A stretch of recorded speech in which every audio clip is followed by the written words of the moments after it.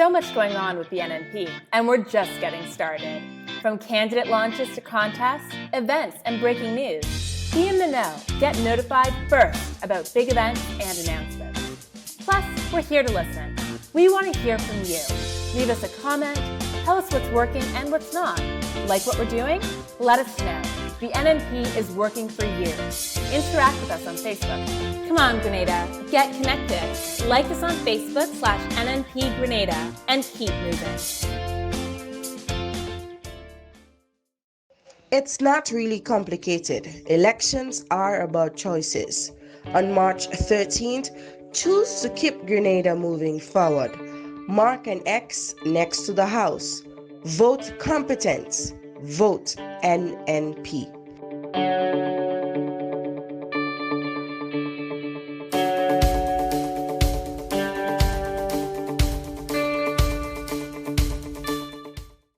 After a powerful nomination day, the new National Party candidates are ready for your vote. Tuesday, February 20th, was the first step towards the restoration of pensions, the implementation of national health insurance, the building of over 600 houses for Grenada, further expansion in tourism, and the creation of hundreds of more jobs. The Dream 15 is ready to take Grenada to the next level. On March 13th, come out and vote the new National Party. Vote competence. Stay up to date with all that's happening with the new National Party, NNP.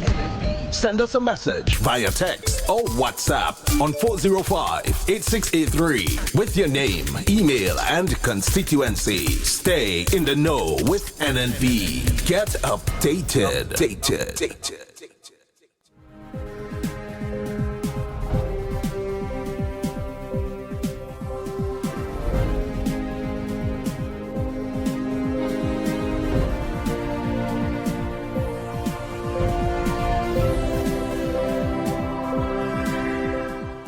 45 nominated as candidates for March 13th general elections. Details to this story and more in the National Report.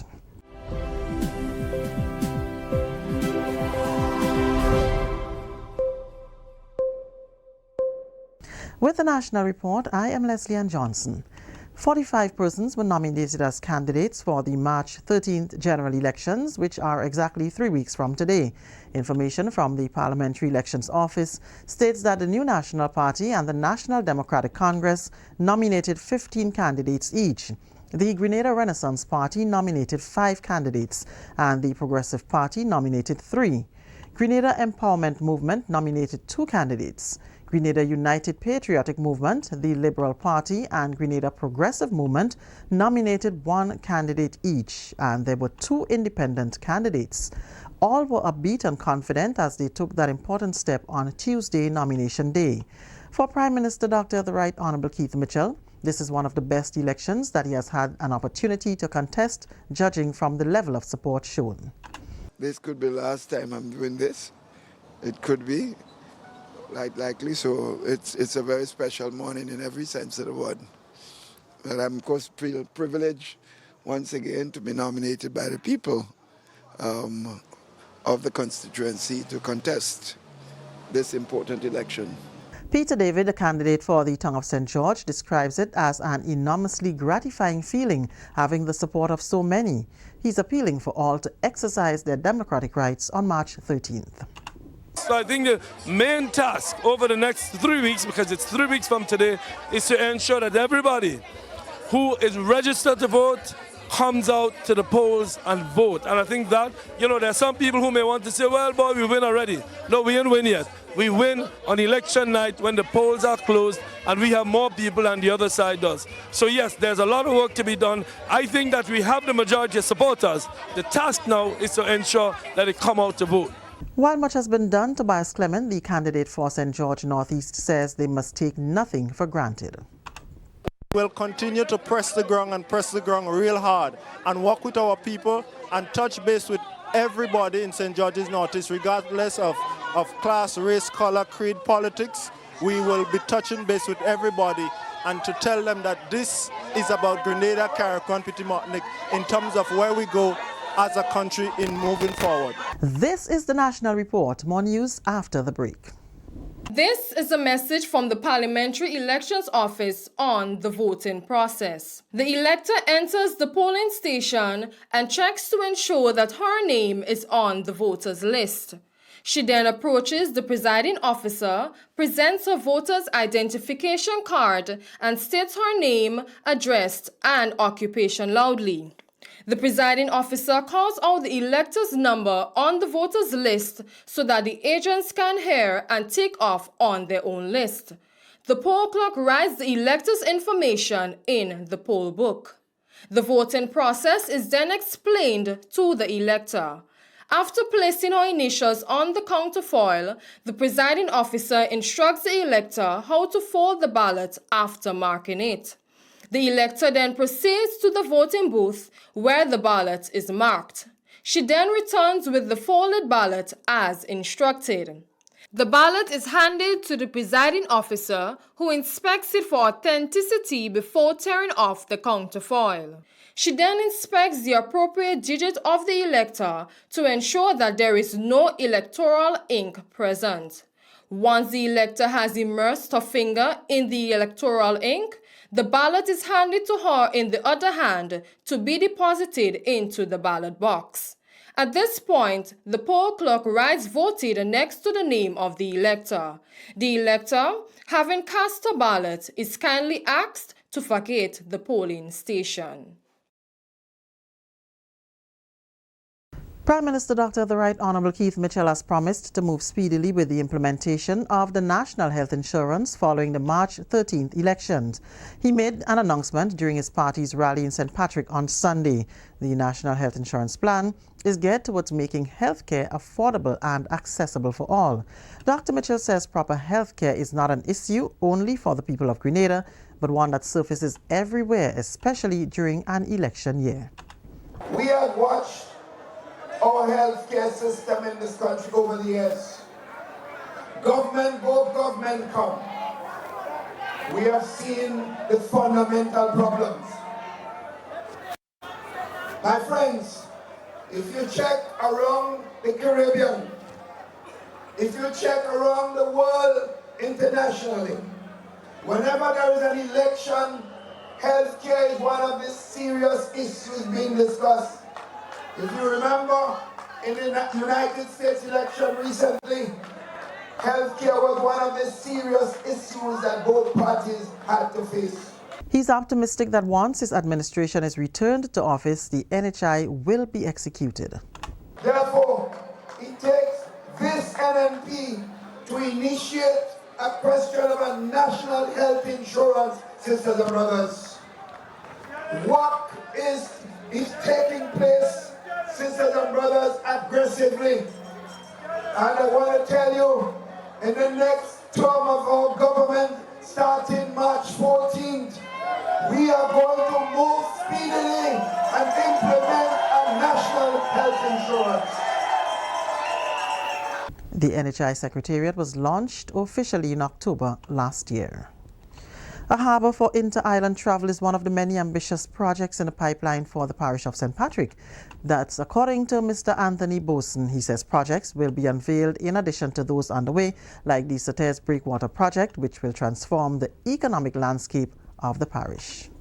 Very soon after the completion of phase 1, we will start the construction of a brand new world-class yacht marina right here in Sauters. Also, my friends, right here in Sauters, there will be a harbour for inter-island travel, so our people will not have to go all the way down to St. George's to get the Osprey to go to Carriacou. They will get the Osprey right here in Sauters, my friends. This is development that will be taking place right here in our parish. And that's the National Report. I am Leslie Ann Johnson.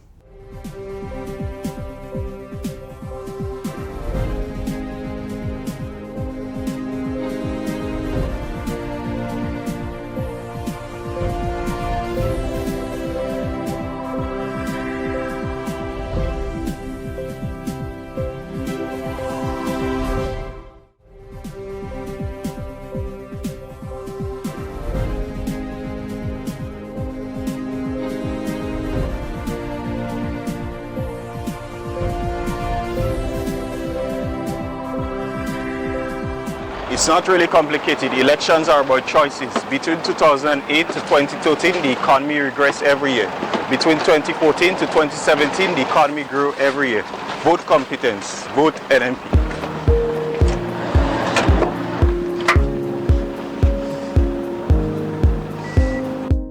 Stay up to date with all that's happening with the new National Party, NNP. Send us a message via text or WhatsApp on 405-8683 with your name, email, and constituency. Stay in the know with NNP. Get updated. We voting green on election day. Green, we voting green. Green, we voting green. Green, we voting green. We voting NNP again. Exercise your rights and vote for us. NNP will always put you first. Positive achievement for the last 5 years. The goal is to keep moving up and up. I'm talking to you. Keep moving. Let the focus continue. Keep moving. Whoa, whoa, whoa. Keep moving. We voting NNP again. The right thing to do. Keep moving. Together me and you. Keep moving. Whoa, whoa, whoa. Keep moving. We voting NNP again. Grenada standing strong. We voting with the little black man. We voting green. Whoa, whoa, whoa. Green. We voting green. We voting NNP again. With the Matli Kareku. We voting green. Tunpuna Befu. We voting green. Green. We voting green. We voting NNP again. Standing is not an option for us. Can't afford to backpedal and reverse. The hole they put us in was too deep and dark. Tell them no, no way, we're not going back.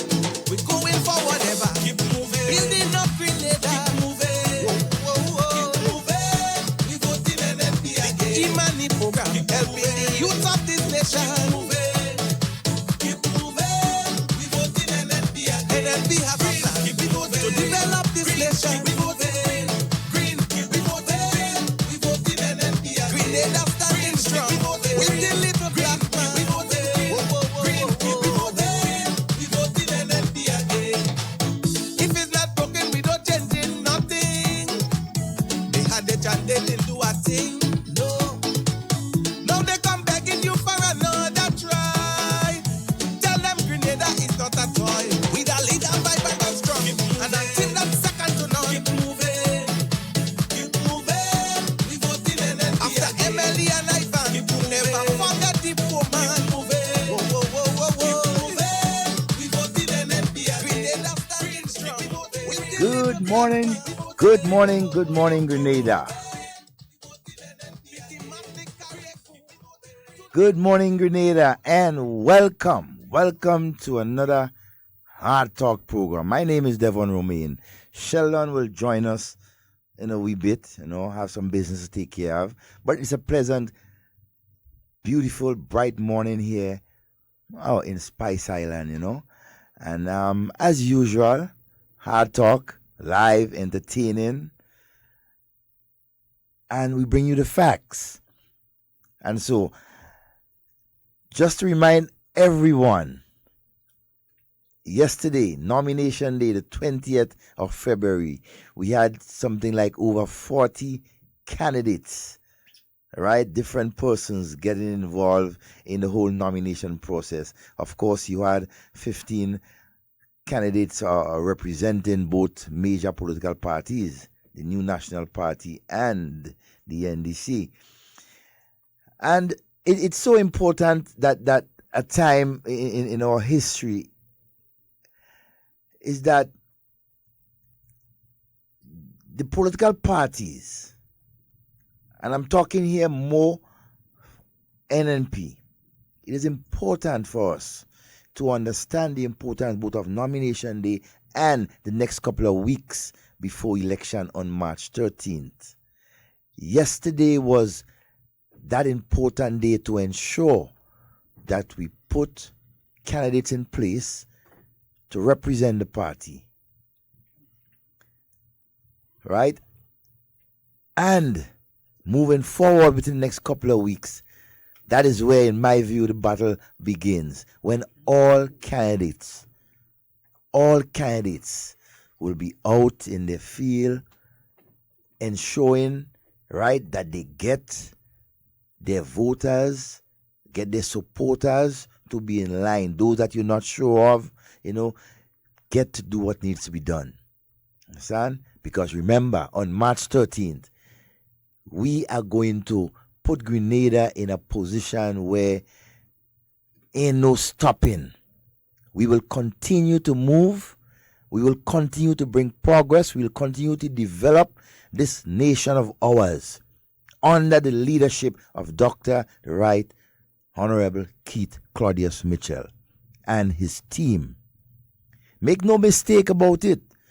Over the last 5 years, Grenada has undergone, in my view, a transformation politically, economically, socially. Under the leadership of our Prime Minister and the NNP party and his colleagues, Grenada was able to lift its head once more on the regional and on the international scene. Very important for us to note the sacrifice and the contribution that was made by our people.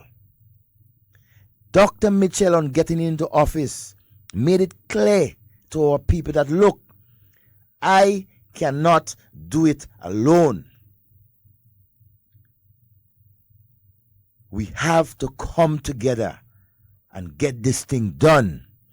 Grenada is at a juncture where we have to pull out everything, all the stops, everyone who can contribute in the development and the stabilizing of our country after that hurricane of 2008 and 2013. We knew. I mean, all Grenadians know what went on during that time. Grenada was at its lowest point when it comes to economically. Political situation was turmoil within our country. The social fabric, the people were losing confidence in the leadership. They did not see any hope whatsoever while these guys are in office. I mean, it was miserable. People voted in 2008 and a majority of Grenadians made that decision. That, look, NDC is the one to govern. The Grenadian people gave them an opportunity, but you know what happened? Chaos, expulsion, victimization of the Grenadian people under NDC. And it is factual. I sit here not telling you thing that is wrong. I sit here testifying to you some of the things that went on. Can we afford to go back to those dark days of 2008 to 2013? Can we afford to risk the future of our young people? When they went packing home at the end of 2008, disgracefully, shamefully, the young people of our country, right, had to go through that under the NDC. When you look at our workers, for example, the road workers, they deduct $10 from their pay. My God. Who will do such a thing? Not even the unions will agree with that. And they talk about they care for people. Between 2008 and 2013, Grenadians went through Hurricane NDC.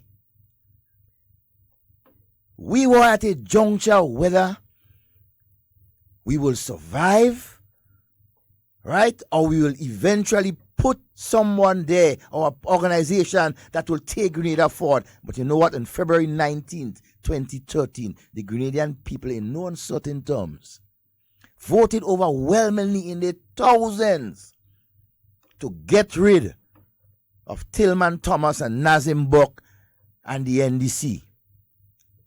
It was an important juncture for the Grenadian people. And brothers and sisters, as you can see and you know, from the 18th, from the 20th of February 2013, it was no sitting down. It was from then the Prime Minister knew, Prime Minister Keith Mitchell knew that he could not sit down. He could not sit down and afford and watch Grenada and the Grenadian people go down under. He had to get up.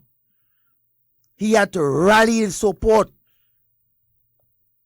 of everyone in this country, including persons like Chester Humphrey, Peter David, the social persons around, the trade unions. He pulled everyone together and say, this is Grenada time. This is not our time. This is not my time, but this is Grenada time. We have to come together to build. Look at us now. Look at us now as a country. After the businesses of our country, the local business of our country went through hell in getting the money between 2008 and 2013 so that they can advance, they can continue, they can stay afloat in business. Because we have to remember, the local entrepreneurs, the business people of our country were not paid. They were owed over $100 million for services they had provided for the government during 2008 and 2013 and was never paid. When you look at the agreement that they signed with the workers, yes, they signed the agreement. Dr. Mitchell and the NNP honored that agreement and paid something like over $40 million in payments to the unions. We have to understand and make no mistake that the workers of our country, right, most times are our backbone. Good morning to you, Mr. Scott. Yeah, we know joined by Sheldon. So, brothers and sisters, I just wanted to remind you of the position we were in before 2013 and where we are now in 2018. We have seen a transformation of Grenada led by the new National Party and its government under Dr. Mitchell. We have seen the economy grow every year since. 1, 2, 3, as much as 5% over the last 5 years. We have to be proud. Grenada at this point in time has been stabilized and is moving on. Ain't no stopping us now. We have a team in place. And after March 13, that team will continue to deliver on all the social programs, on health, on agriculture, on housing to our people. The workers of our country will continue to get benefits. The pension issue is on its way. It is only the government of the NNP that had the cojones to take something like that and run with it and say, look, it is time for us to do something about the pension situation for the workers of our country. Grenadians, workers of this country, you must not forget where you were between 2008 and 2013. The position where you were at, the uncertainty in terms of regularization for our teachers and nurses. That is where you were. You're not there now. Between 2008 and... It has been improved. Look at the health situation of our country. A new wing of the hospital. is almost completed and the services are there to be provided for the people of this country. Something that NDC neglected between 2008 and 2013. You remember St. John's?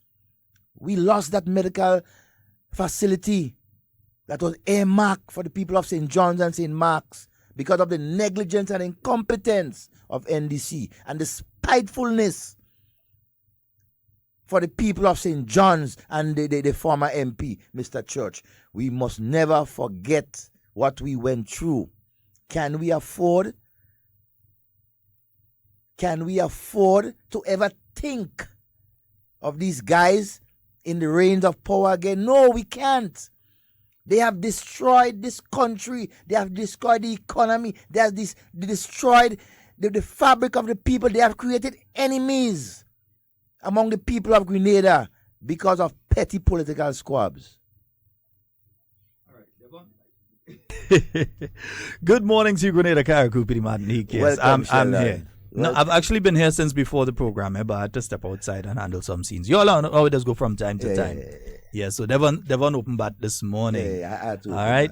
Yes, indeed. Hey, and don't forget the phone number, 440-7377. You can call in at any point in time. Yeah, Devon, something that has been developing though, and I think it's important that we do speak about that this morning as well.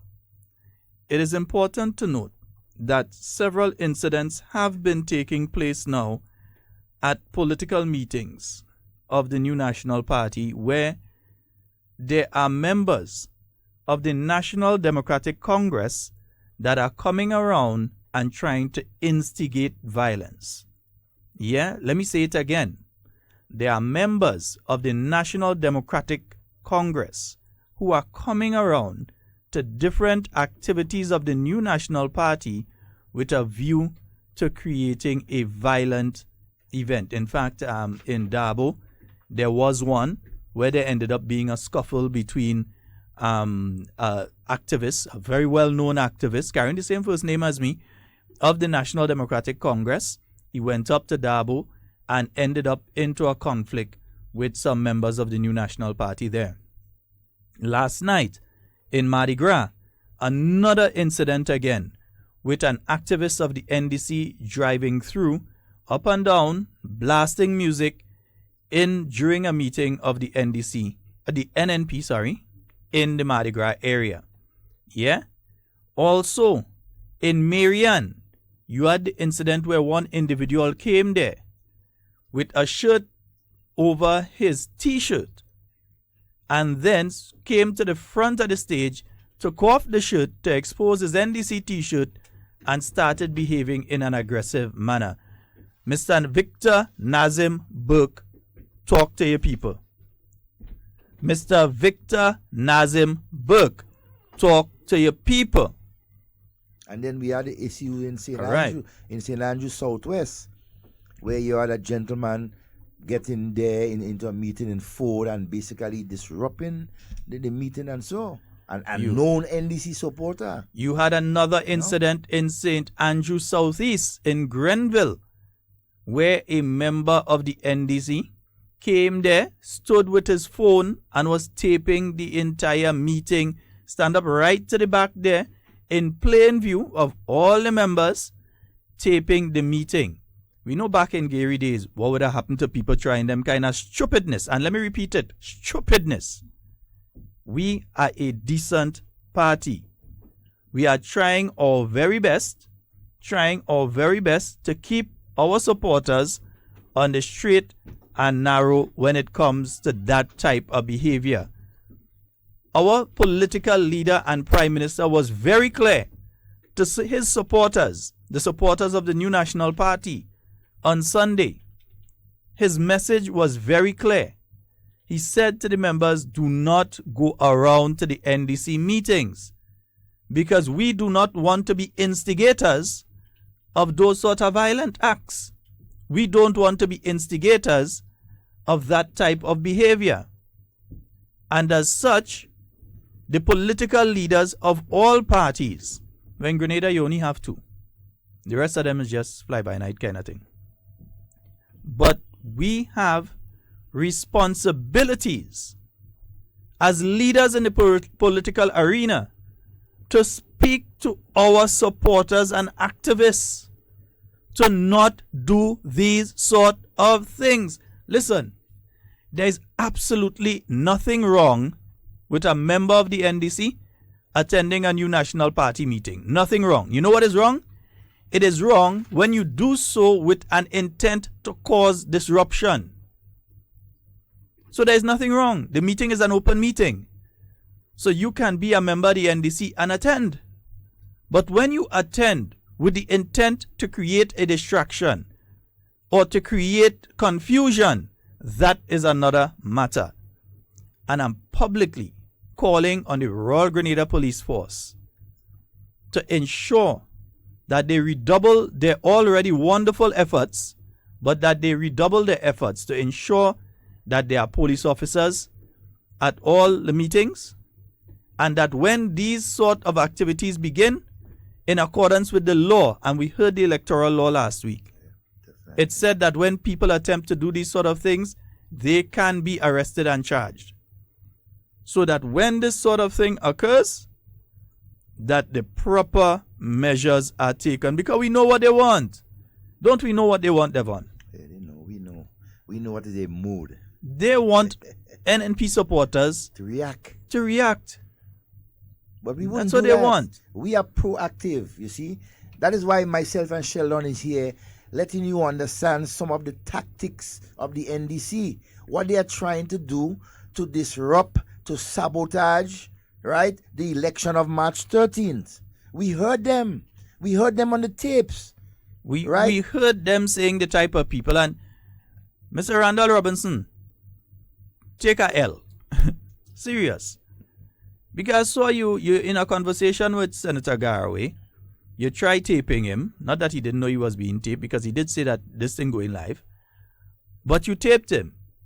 And in the conversation, you're trying to convince him that what we have played on Hard Talk here is nothing more than a training of how to deal with it. I'll play it again for the general public to know the idiotic statement that you're trying to make and the idiotic claim that you're trying to make. You expect that we played this thing and it's not something that we could back up even further with more of the same meeting? They can't deny it. And more of about at least 4 more meetings in different parts of the island? You think that we don't have more stuff to back it up? Don't worry. Long rope for MAGA goat. I'll go say it again. Long rope for MAGA goat. Yeah? Because you all are not taking the initiative to speak to your supporters and activists simply because you, Randall Robinson, you, Victor Nazim Burke, and your hangers-on lackeys and attachments. I want to use some of the other words I could have used for them. But those hangers-on, because you know that come March the 13th, by 8 p.m., your own party will be asking for your resignation and the resignation of your team. You might know it. I feel you go wait. You know by 8 p.m. on the 13th of March 2018, your own political party will be asking for your resignation. So you're looking for any excuse right now to say that is why we lose the election. So you all come with the talk about voter padding. Yes. Voter padding and voter padding. Trying to shift the discussion. So, voter padding taking place, voter padding taking place. If voter padding was taking place, you as a responsible political organization who has a structure and who knows what they are doing is supposed to not only be able to detect, but detect, report, and avoid that sort of thing happening. Of course. But to be saying that it happening and it happening and it happening, and then you do nothing about it, shows just how incompetent you, Victor Nazim Burke, are, because everybody in Grenada know you're incompetent. Your own political organization knows that you're incompetent. You are a waste of time as a political leader.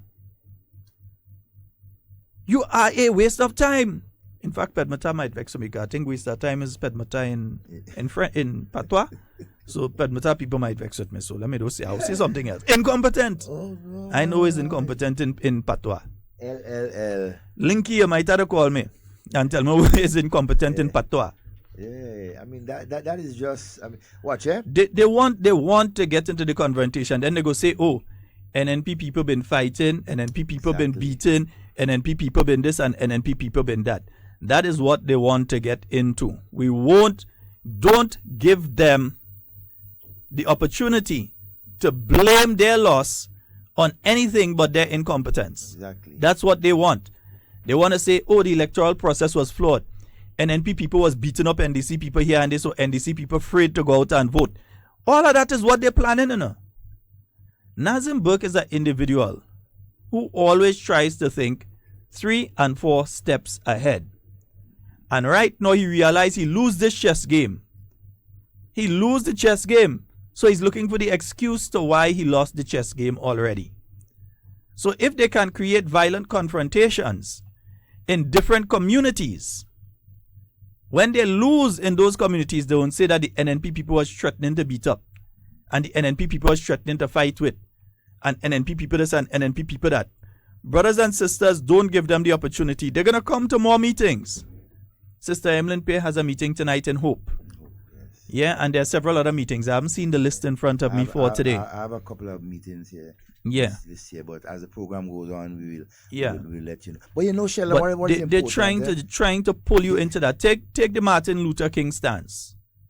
Take the Mahatma Gandhi stance. Although Gandhi wasn't one of my favorite people, but take the Gandhi stance in relation to it. They're gonna try their very best to get you to fall into a physical and even a verbal confrontation that you start to cuss out.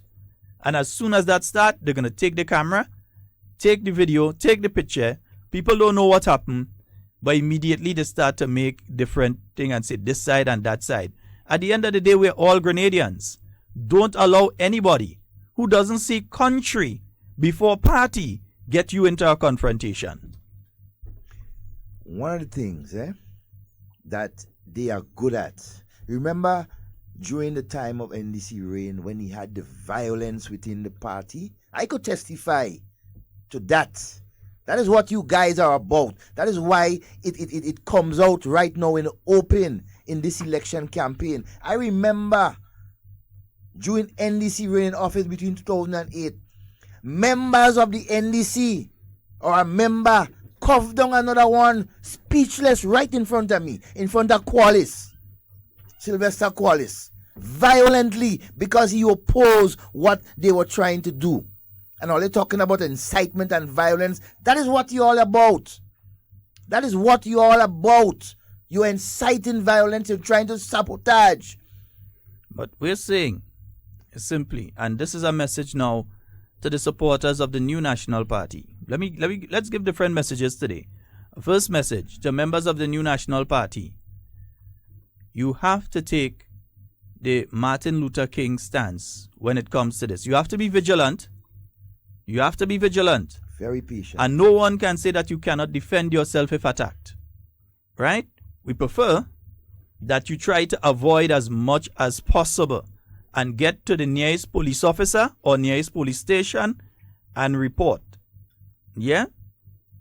But at the end of the day, they would prefer to see you locked up in a cell than voting. They would prefer to see that you are afraid to go out to a political meeting because you're saying there's a chance of violence. That's what they want, you know. Yep. They want to scare you into submission. You notice how they speak to people if you're in town right now and a conversation is going on and they ask, well, who you're voting for? Because they're coming out and they're asking you that question like that is the business, eh? Who you voting for? And you say, well, I'm voting for the new National Party. Immediately they jump up and they start to call you all kind of names. They call you stupid, or you're dotish, Kid Mitchell them buy you, and or there's Obia and all you, all sorts of nonsense. Because they're trying to bully you into voting for them.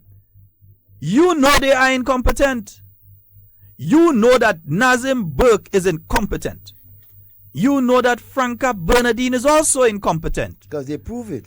Because if she was competent, she'd have been the political leader of the party right now and not have allowed an incompetent person to take the leadership of the party. You know that whether it's Joseph Andal or it's Ann John or it's the one who in Karaku name others never remember, or any of the others of that NDC team, you can count incompetence from captain to cook. Every one of them. You know that you have an incompetent team, but you know the chief incompetent person is Victor Nazimberg. You know that. Don't give him the excuse. That's why I continue to say to the supporters of the NDC, allow us in the New National Party to help you save your party. Because after the defeat, don't give him no excuse. Don't allow yourself to be used to get into any violent confrontation. So they say, oh, well, some of the supporters, they lock up. And who they vex because they went in this meeting and had a fight. So they decided they done this politics thing. That will mash up their life. That gain them criminal record. All this kind of thing. Let's help you save your political organization. One, now to the NDC supporters, do not allow yourself to be used as pawns by your political leadership in your organization as an excuse for their incompetence. You may link that again and say it again. Do not allow yourselves to be used as pawns for the incompetence of your political leadership. Yeah? Because that is what they are trying to do. That is what they are trying to do. They would like to use various excuses. They start to talk about Haiti again. Well, tell them, I say, take a dose of shut up. Because these are the same people, the same political organization that put out a note calling on the New National Party to make a statement when President Trump make his statement about Haiti. And he called Haiti what he called Haiti. This is the same organization. But they're doing worse. What Trump say about Haiti is joke compared to what the NDC has been saying. So don't come and play higher than thou. That's the hypocrisy of that organization. That's the hypocrisy of that leadership. That's the hypocrisy of the people like the Randalls and the Vincents and all 15 of their candidates. That's the hypocrisy of these individuals. What's hypocrisy? You have an individual running in the South that keeps standing up and saying he's a Garyite. But he sit down in an organization that's official radio program called the same Eric Matthew Gary. I didn't know that the GLP had any other major leader, even after Gary. Anybody that was of so much substance that they could have bring the GLP to get a couple votes somewhere. Love Miss Payne Banfield and all of them, but no, speaking facts here. So it's Eric Matthew Gary's GLP, and you call yourself a GLPite. According to our good friend Chester Humphrey, you go and you sit down in the GNP, but you call yourself a Garyite. You go and sit down in the GNP, people that don't like poor people, and you call yourself a Garyite. The same organization that calling Eric Matthew Gary a dictator and a demagogue. But you go and you're calling yourself a Gary. That is hypocrisy. That's hypocrisy. Sheldon, another thing that they're trying to do, they're trying to basically get the security forces of this country into a sort of predicament. They are continuing to disrupt their members, disrupt meetings of the NNP, and so you will get the police involved, you understand, and do something about it because they are basically breaking the law. So when that happens, right, they have something to say. Oh, look at the police, the security forces doing this and that. So they are doing this thing deliberate. They want to make it look as well like the security forces are part of this great plot to deny NDC some seats in a general election. Exactly. And that is not the case because, in fact, had it been for me, the security forces would have already picked up several of them already for some of the things that they have been doing and some of the threats that they have been making. They say, I make threat, me I make no threat, I make a promise. It's a promise, I make no threat. Believe me, it's a promise. Yeah? It's a promise of reciprocal action. But at the end of the day, they are also, and Devon is absolutely correct, they're trying to drag the police officers into it too. Because when the police officers come and they arrest an NDC activist at an NNP meeting, doing their job, the world news, the regional news, they're going to throw it out on all their fake. Well, all of a sudden I realize that certain news outlets that they were trying to push. When we exposed it on Hard Talk, they disappear. In fact, I can't remember the name. What was that one again, Naz? The fella that inboxed me and all kind of thing. Some fake fella inboxed me and all kind of thing from it. The one that disappeared, that was based in England and nobody don't know nothing about it. Not one person in the Caribbean know any of the writers. Nobody in England know any of the writers. Nobody in the UK, the US. Nobody on planet Earth knew any of the writers for that thing. But the stories always focus on Nazembuk. Always focus on Nazembuk, not Franca Bernardino. No. Keep telling you, they throw she under the steamroller. Yeah, well, don't talk about Andal. Andal was. Andal fighting a battle for himself. But he don't know you want to take over, so he under the steamroller too. He under the steam. But now and then you had the two brothers and the sister. Well, the two brothers and the sister, the family combination. The family combination, they're waiting for you, Naz. The act sharp man already. Yeah, you have a few of them that lining up to take it away from you. Well, will take it away from you. You have no choice because you're incompetent. You have shown to the Grenadian people on 2 occasions as the finance minister that you are a failure. You are a failure. Yes, you are educated. We can't say it enough. Members of the NDC, behave yourselves. Leadership of the NDC, speak to your supporters. Take control of your Because if you feel it's coward people in the NNP or it's people that you could frighten in the NNP, you have another thing coming. We only restrained. Just know that it have thousands more just like me that ain't afraid none of all you. Right? So let me just avoid that sort of thing. Why is it that you're going that direction? Why is the NDC from their leadership pushing this violent agenda? Why are they? We realize they have the Jamaican here that telling them about make sure and put out ghetto scampish and ratchet people. We know that is there. We know that is the intent.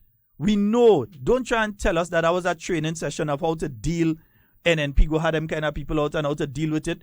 We know that is you and your people. That is what you are intending to put out there. Yeah? Scampishness is not always a bad thing. But scampishness was behind some of the greatest slave revolts of this hemisphere. And scampishness is basically the Caribbean version of cunning.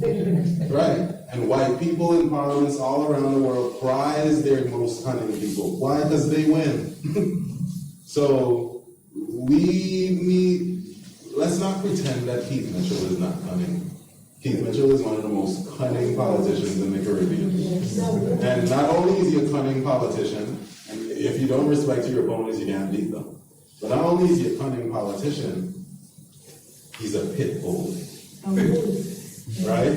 And you cannot, unless you're a Great Dane, you can't sit quietly around a pit bull. You need to be a sort of pit bullish yourself.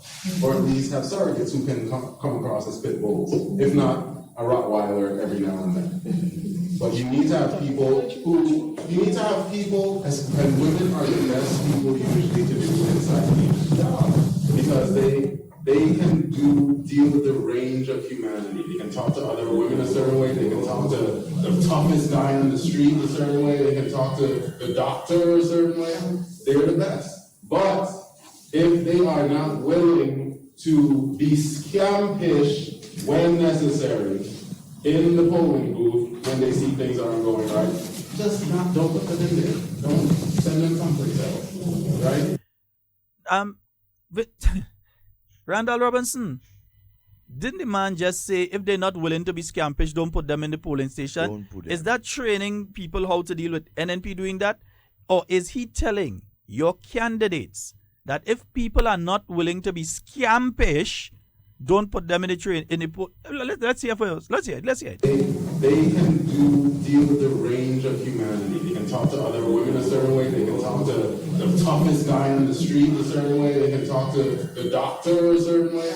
They're the best. But if they are not willing to be scampish when necessary in the polling booth when they see things aren't going right, don't put them in there. Don't send them someplace else. Right? We're going to have to be very careful with who goes in and the temperament of those people. And whether or not they need to be. Yes, we have a caller online. Good morning. Morning. Hey, sir. What's going on? Just cool. I hear a song. We said sing. You see, well, first of all, let me call the Devon Romain. A day, boss, a day. I hear some Louise sing. You see, what? NMP freed Nazim. But I find the whole country freed Nazim. When you go around and when you hear people talk, they are fearful of Nazim and the NDC because they haven't gotten out of their mind yet how the NDC would have treated its own people. And if you remember Miss Rush comments, all right, and Miss Rush had to say how sad it was that NDC would have brought itself to that condition. And so I believe everybody freed Nazim. In that clip you played there as well, Sheldon, you would hear the man, of course, was being very honest to tell them that this election will be a hard election for them to win. I guess you're trying to save them the embarrassment of saying very difficult election. Or they can't win. That they can't win. So he's been paid, and of course you have to say what they want to hear. But I think he was very open and honest with them to let them know that after coming from the disunity and the lack of performance by the NDC government, that it would be a very hard election for them to win. I had a conversation yesterday with a young lady who was in hospital. And she said she was lying on one bed and Nazim Bok's mother was on the other bed. And she said when Nazim Bok come to see his mother in the hospital, he didn't even touch her. You know, sometimes you go by your mother, she on the bed. If your mother's sick in the hospital, you will rub she hand or change she, help her change the sheet or do something. I mean, a human, thing. She said Nazimbo comes with the hand fold, he watch it talk, and then he leave. A matter of fact, she goes so far to say that the lady wanted something to help her get re-energize herself and, gelding. She said when Nazim come, he come with the hand empty.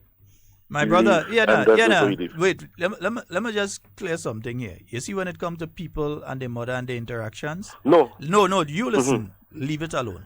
No, I'm just saying. No, I know you're just saying, but I don't think we need to go down that road.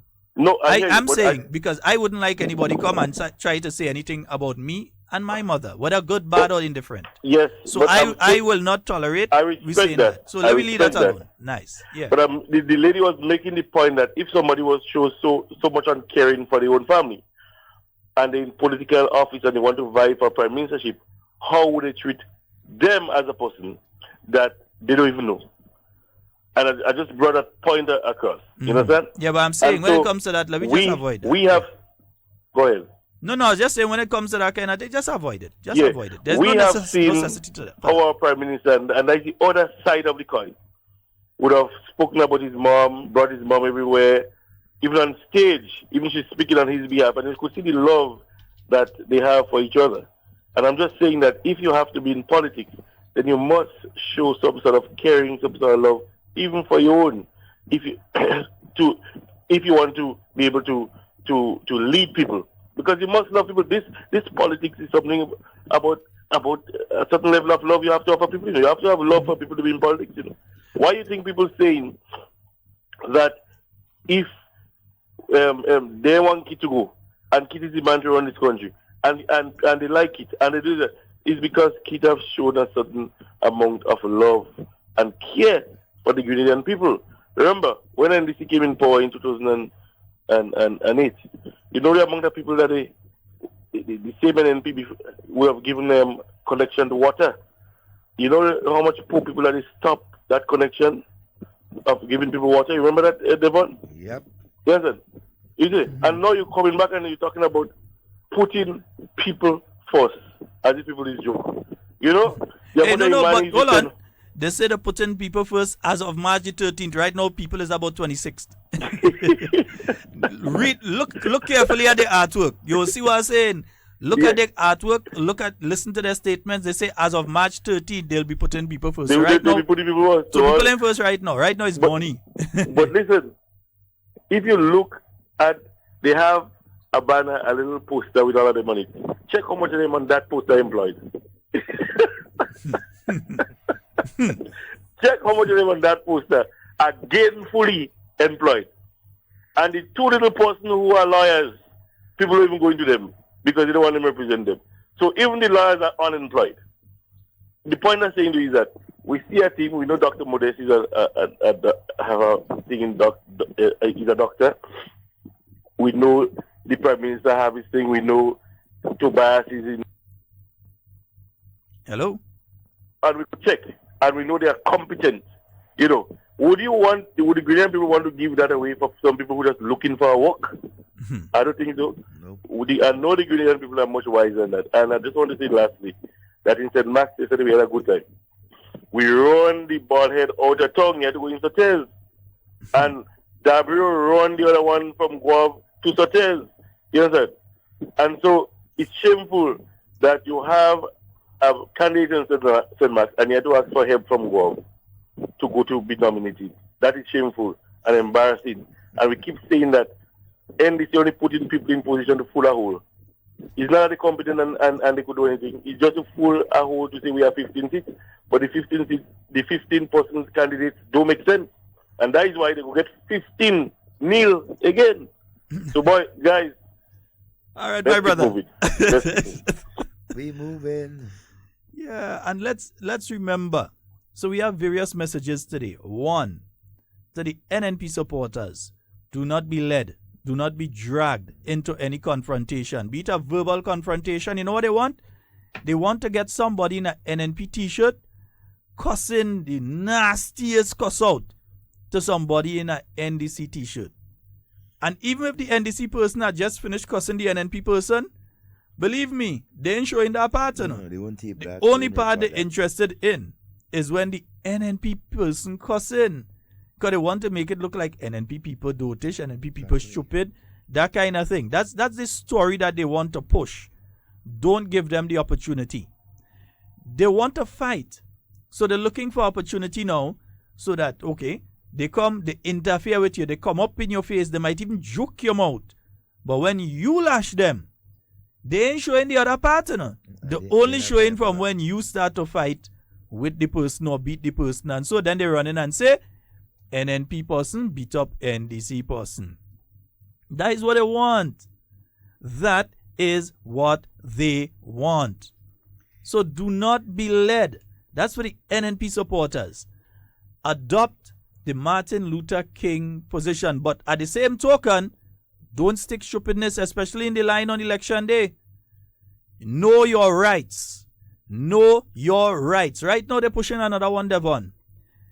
They're trying to say that if a person's name has not been transferred, that person wouldn't be able to vote on election day. For instance, Devon, if you are living in St. Andrew, but you were registered in St. George, and before the time was up, you didn't get the opportunity to change your vote from St. Andrew, from town to St. Andrew, that you can't vote. That's not true. That's incorrect. Once your name, listen, just remember the thing here. Once your name is on the list, you have to be allowed to vote. With or without identification, you have to be allowed to vote. Yeah? You have to be. Not you might be. Not you can be. Not if they feel like they go let you. You have to be allowed to vote. Once you are at the correct polling station, your name is on the list for that polling station, you can prove either through your identification or one of the persons there can verify you are who you are. You have to be allowed to vote on election day. Don't let them tell you otherwise. It's not true. We have a caller. Good morning and welcome. Good morning. Hello? Yes, good morning. Hey, good morning, good morning. Good morning, my friend. Hello? Right, go right ahead if you listen. Hey, Sheldon, good morning. Michelle Mania. Yes, sir. Go right ahead. Long time I don't call this station. Long time I don't listen to this station. Yeah, but I just want to congratulate all the candidates, the NFP candidates from yesterday, you know, the nomination. And I just want to congratulations to them. And I just want to say, wish them all the best on March 13th. And a resounding victory. Last night I was at the Guelph Pastoral Center. When I reached a little late, and what I saw, I reached there, and what I have known that is when Koda and the civil society have been at debate with the two with the 2%, John. And as I reached there, I observed that only yellow people on the inside of the building. When I thought that that would have been a kind of neutral thing, people would have taken out the T-shirt and they would have come ordinary citizens to come and sit down and observe. But then afterwards, I find the audience now getting on in a personal way, booing the man, laughing at, trying to see how they could be like Alvin Dabro. When the first person that realized that was a police officer who was sitting on the inside and he came outside and he speak about it.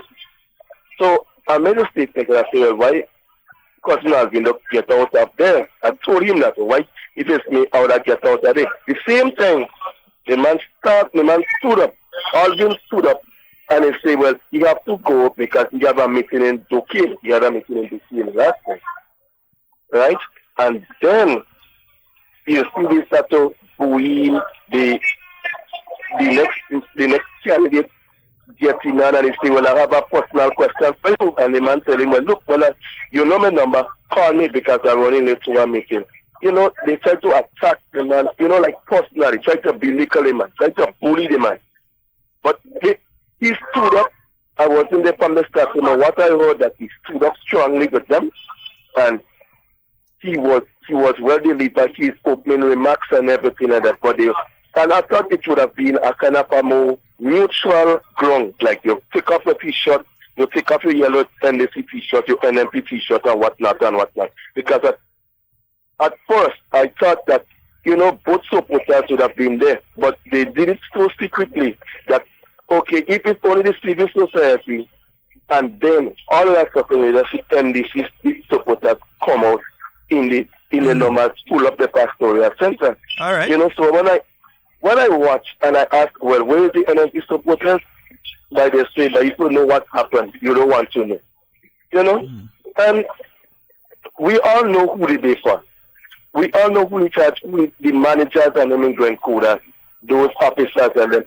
They're supporting NSC all the way, and that's what I will sabotage. And my brother, hey, hold on. Hold on. That's why I like people to listen in and between. We know. Hold on. You see, that is what has happened, and then I decided to end the call because they ain't hearing. Hello, hold on. The message Hello. came out yesterday. Hello. Very clear. Hello. Hey. Yes, right. Nice. You hear me now because you're just talking and you ain't listening. Oh. You make a statement there. You say the people who managing Grand Coda supporting NDC. Now, yeah, because I saw them in the T-shirt last night. Hold on. Now, when you make statements like that, you give them grounds to take legal action against us. So unless you know for a fact that the people who are in charge of that agency are activists, members or so of the NDC, you can't make that statement. Yes, it may seem from things that they do that is so. But if you don't know that for a fact, don't make the statement on Hard Talk. All right? Okay? All right, like he gone. Yeah, don't make this statement because all I'm trying to do here, because I'm telling you this, you know that they want myself and Devon bad. They want us bad. And we're not giving them any angle to come at us. Yeah? So understand where you're coming from. Understand what your perception may be due to what you have seen. But unless we can prove that factually, we could find ourselves in legal trouble. Yep. Yeah? I know sometimes in the heat of the thing and you're discussing something and you're saying something might jump out, which is why I tend to sometimes when somebody's saying something, I would jump in and say no. Because you pick up the statement sometime and you say, that one could pass, but sometimes you say, no, that one go put us in trouble. So you deal with it. Yeah, because I know they're looking for any angle, as frivolous as it may be. Because you know what they want to do? Even though they know they don't have a case on something, bring a case against us. So that for the next 20 days, they could stand up on a platform and say, we have had talk in court. We have had talk in court. Don't be surprised, too, that you see one or two of them call that you never hear before, playing that they are supporters of the new National Party, talking nice, call one program, talk nice, call two, talk nice, and the third one, make a statement just to put us in trouble. Yeah, but we listening. And what I don't pick up, Devon does pick up, and what Devon don't pick up, I just pick up. All right, so let's just to say, let's be careful. But when it comes to that particular activity, I didn't even know that was taking place. Didn't even know that was taking place in the first place.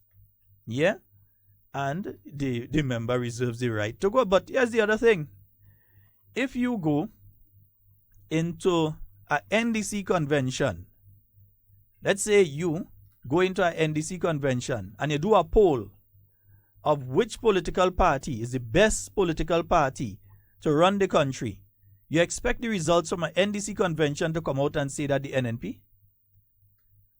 If you go into a NDC convention and you ask who is the person best suited to be prime minister at this time, you'll get numerous answers, eh? But you expect, yeah, you will hear all kind of thing. But you expect at the end of the day, the person who will come out with the most is the political leader, the NDC. Yeah, because you're in an NDC crowd. It's like you go into the Catholic Church and you ask the congregation, what is the best Christian denomination? They're gonna say Catholic. You go into the Seventh-day Adventist Church and you ask them, which is the best Christian denomination? They're going to say the Seventh-day Adventist. You go to the Jehovah's Witness congregation and you ask them, which is the best religious denomination? They're going to say the Jehovah's Witness. That doesn't mean that it is. You have simply gone through. You ask every GBSS student, past and present, which is the best secondary school on the island. The prize to the one who. That's what they're going to say. No, you go to McDonald College and you ask the same question. You think they go say GBSS? No. You go to SAS and you ask, what you think they go say? Grenville Secondary? No. So for him to go into a function that obviously you had a bunch of NDC people in and they boo him, you don't expect them to cheer him. You don't expect any other kind of thing to take place inside there. Yeah, that kind of behavior is expected. And he's right to leave. If he leaves, he's right to leave. I'll get to the bottom of that one, though. Anyhow, we got a caller? You wanted to start something else first? Yeah. Let's take that first before we go to the calls. Let's have a few announcements.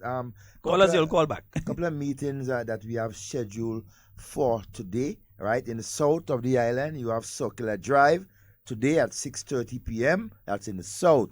Honorable Nicholas Steele. St. Andrews Northeast, Pearls at 6:30, right, on Friday. Okay, and we have in River Road, Peter David, right, at the back road by Leonard Block's plant at 6:30 today, right? So these are some of the meetings that will be held in the different constituencies and polling divisions. You have St. Andrews Southeast in Hope as well. In Hope as well. Yeah. Right.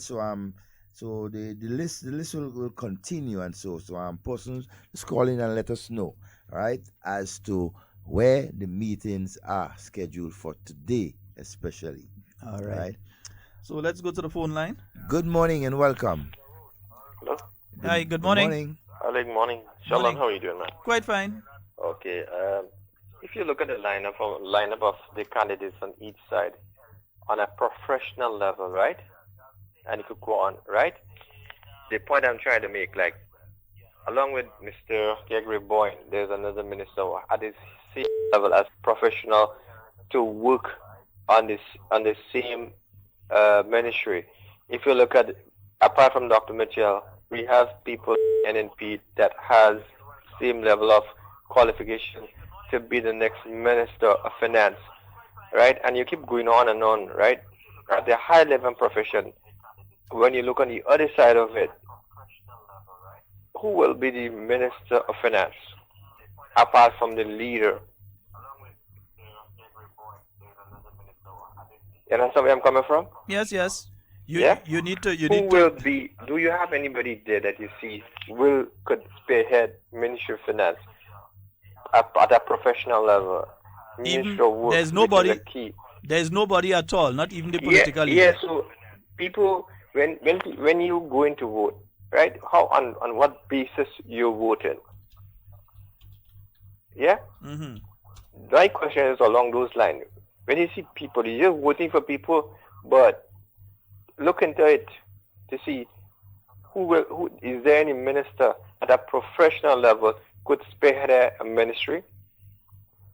We're not seeing it. So what are the basis you're voting for a person or the people? I mean, not one person could spearhead the whole party. That is impossible. It's impossible. So all those things, before going to the poll, people must think. Yeah, think deeply where you're going to put your eggs. And this, for me, this election is not just about your personal future, but your children and children's future. Look deep into it, because a lot of the older heads are going and the new ones are coming. But when the new ones are coming, you even have to look at the in-depth of their professionality. Yeah?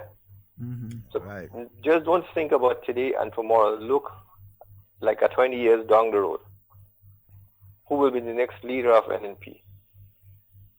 Okay. See the professional of these people. And that is how you invest. Because you don't want to change a leadership every 5 years of election. And if you continue to go down the road, I think there's no future behind any party of that legacy. I don't know if you agree with me on those terms. Oh, yeah. You got a serious point there. I'm not hearing you properly here. Yeah, but we've heard you. Okay, all right. brother. I'll listen to you on the radio. All right. Yes, indeed.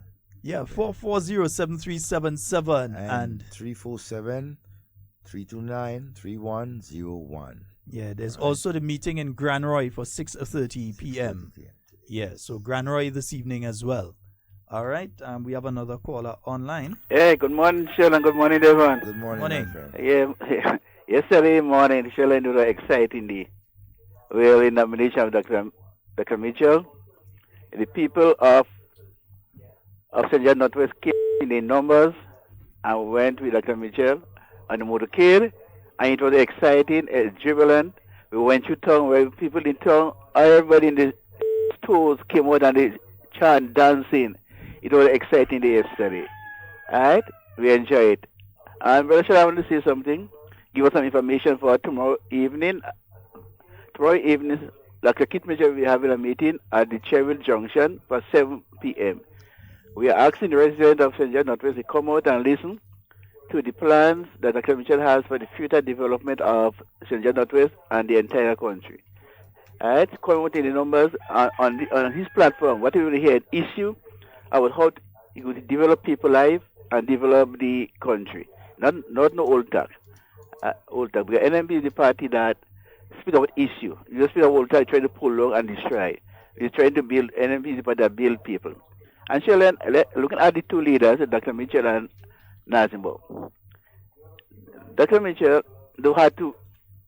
People in the NMP don't have to try to make up Dr. Mitchell. The Grenadian people know Dr. Mitchell. They know his parents. They know his family. Right? He sell himself to the Grenadian people.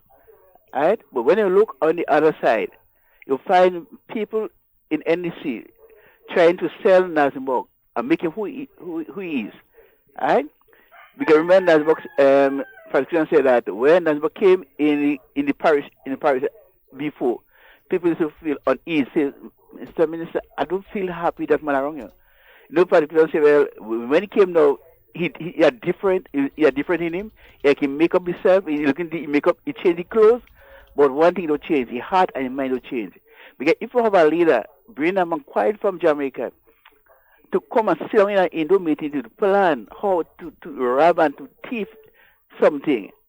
Right? So what I'm saying to the people that you're speaking love to them in the atmosphere, but in those you're speaking hatred. Right? Well, so what I wanted to do for me? Play the clip of Randall Ramos. Where he said, "Can I let change his skin? Could I want to change?" I wanted to play that clip for me. All right, brother. All right, great. 440-73. 7 says now 6 minutes after 11. Yeah, 347-329-3101. Yeah, but before we play anything else, we need to let you all hear this one. Call them. This weekend, the powerful re-election campaign of the new National Party moves to Carriacou and Petite Martinique this Saturday. This Saturday, it's the National Campaign Rally at Harvey Vale from 3 p.m. Move together, we jumping together now. Come and hear the message of progress and empowerment from Nolan Cox, Emlyn Pear, Peter David, and your Carriacou and Petite Martinique candidate, Kingdom Maturin Stewart. Also, political leader and Prime Minister Dr. Keith Mitchell. The new National Party is in Carriacou this Saturday at Harvey Vale. Are you ready? All are invited to this special event as the march continues to election 2018. NNP, we move it. Yes, indeed. So Carriacou and Petite Martinique heading Carriacou actually. Carriacou. Harvey Vale to be precise. Maybe I might find myself in Petite Martinique over the weekend too, Yeah, even if it's for a few hours on Sunday morning or something, I might try to find myself in Petite Martinique. Go up very early. We coming. Yeah. All right, but this weekend, definitely the new National Party will be up there. Harvey Vale. Yeah, that's where the meeting will be taking place. You could contact your... Excuse me. Yeah.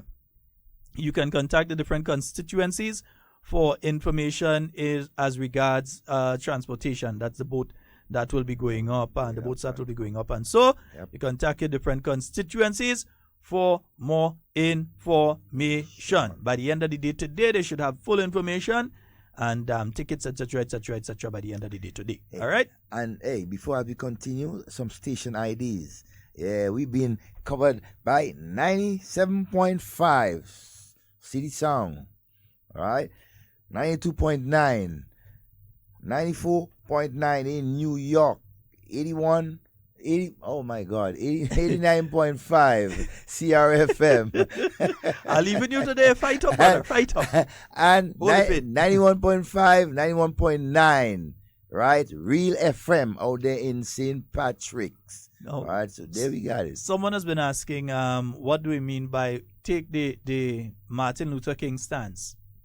The Martin Luther King stance was that you would never allow another person's anger and violence to make you respond angrily or violently. Husbands, guys, boyfriends, men in general, we know that when a woman is upset and she's trying to get you vexed, the worst thing to do is to stay quiet. Because she does get doubly upset, then she getting vexed, you know. Nothing does get some ladies more vexed than when they're trying to get under your skin and you're only smiling and you ain't saying nothing. It's not a good thing to do to women. You know? Yeah. But you have not responded. You have taken the Martin Luther King stance. You have not responded violently. You have not responded cussing and getting on or angrily.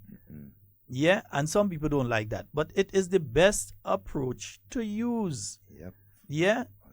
Sometimes when people trying to get under your skin and they're trying to vex you and they're trying to get you to respond in a particular way. Now note, what they are doing is aimed at gaining a particular action and a particular result with specific consequences. Yeah? So they're doing that because they want you to get angry.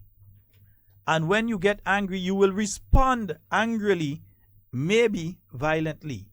And the consequences, maybe you end up with a court case, or decide you don't want anything to do with politics, or decide you're not voting.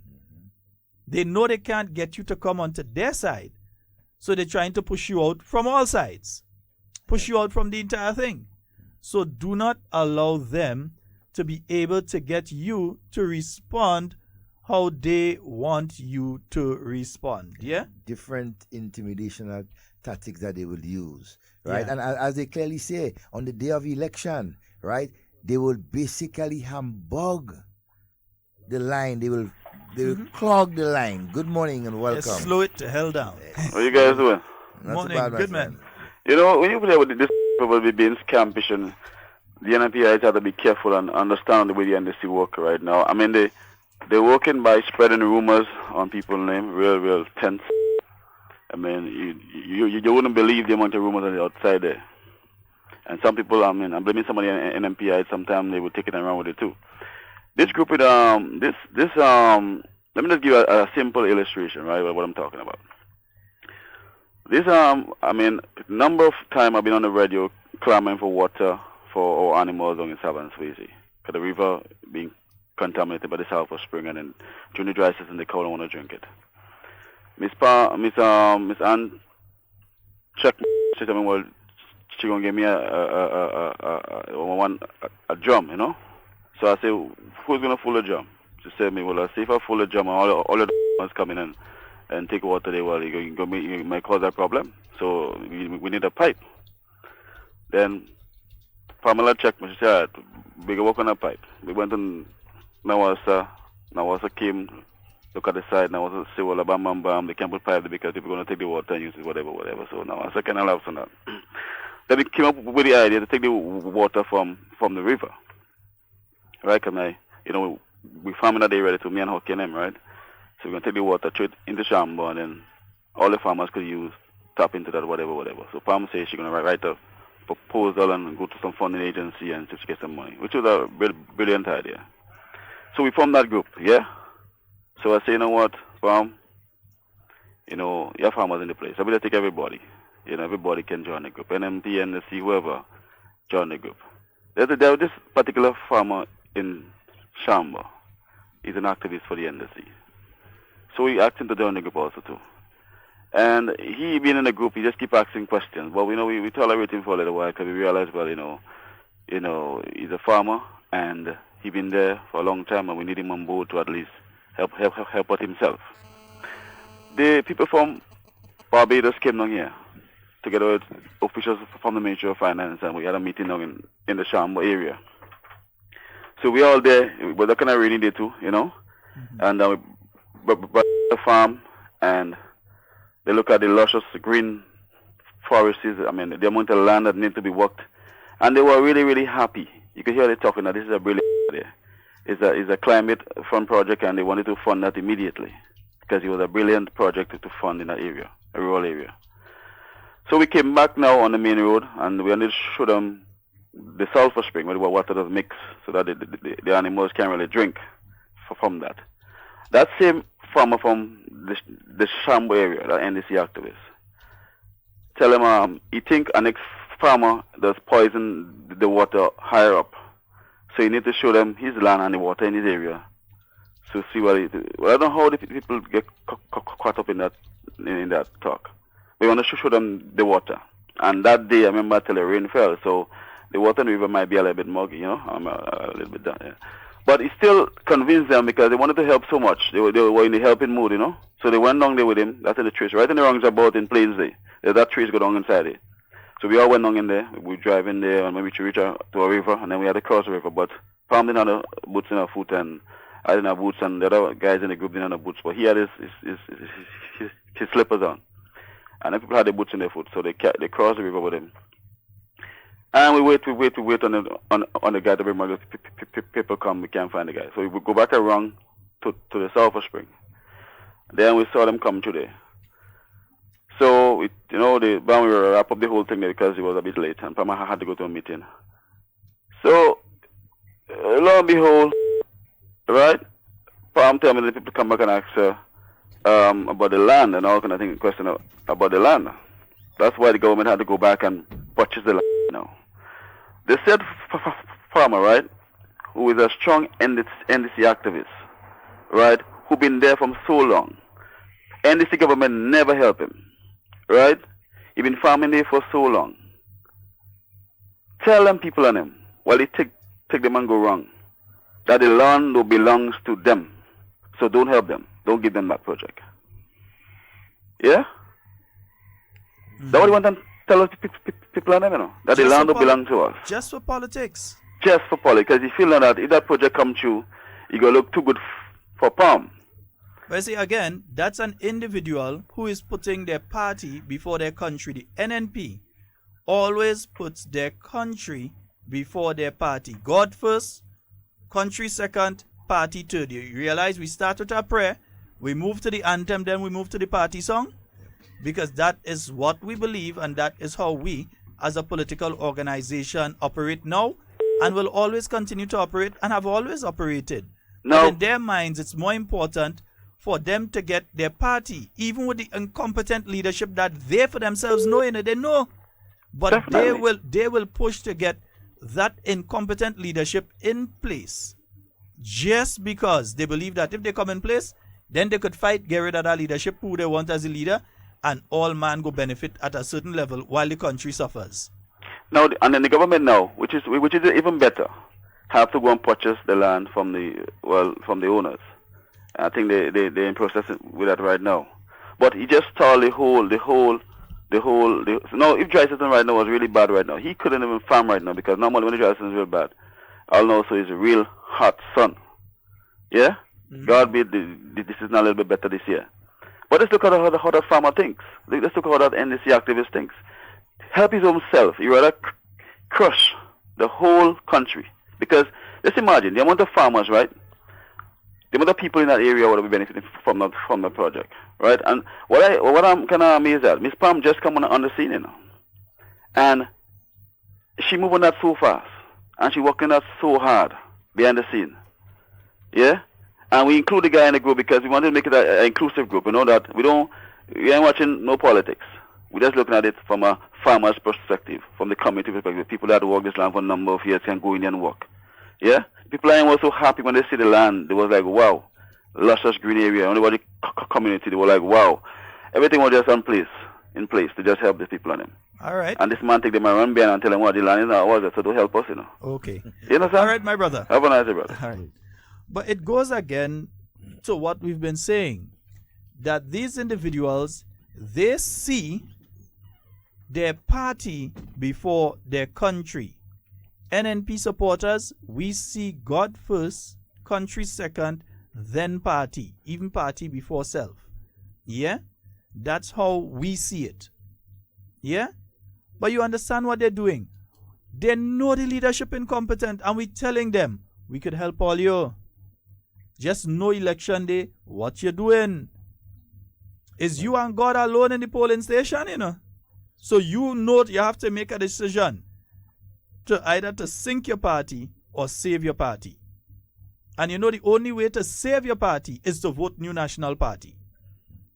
Sheldon, I cannot understand why the NDC, this leadership of the NDC, would condone, right, such behavior from its supporters, what they are doing, right? I cannot understand. They claim to be respectable persons. They claim to like people, quote unquote, and that sort of thing. But yet for all, they continue to divide our people for petty political squabbles, right? They are not thinking about the future of our young people, right? NNP is doing that. They are putting things in place, right? What is NDC doing more than to divide our young people, right? To put people against each other for their own.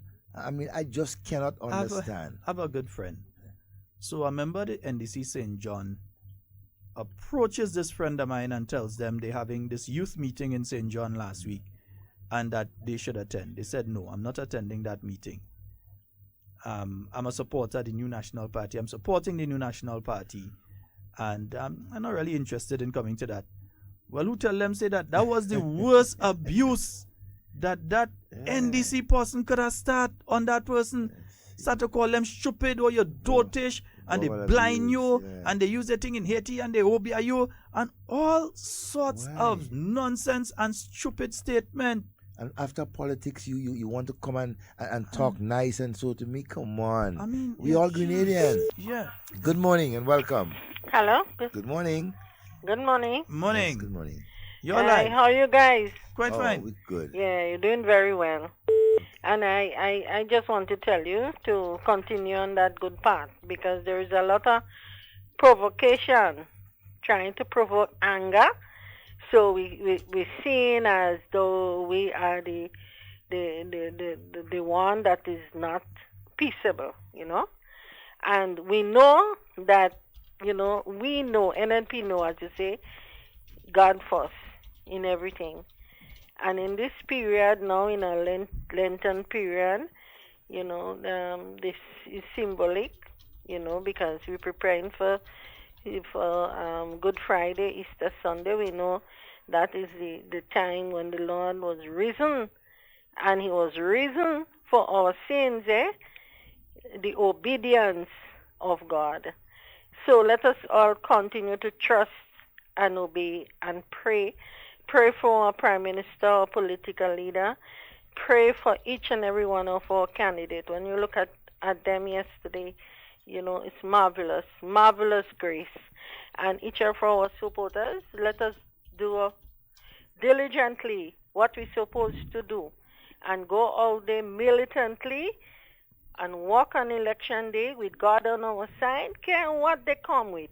But the Lord will put his hand and stand up for Grenada and stand up for the new National Party, the best choice to secure the future.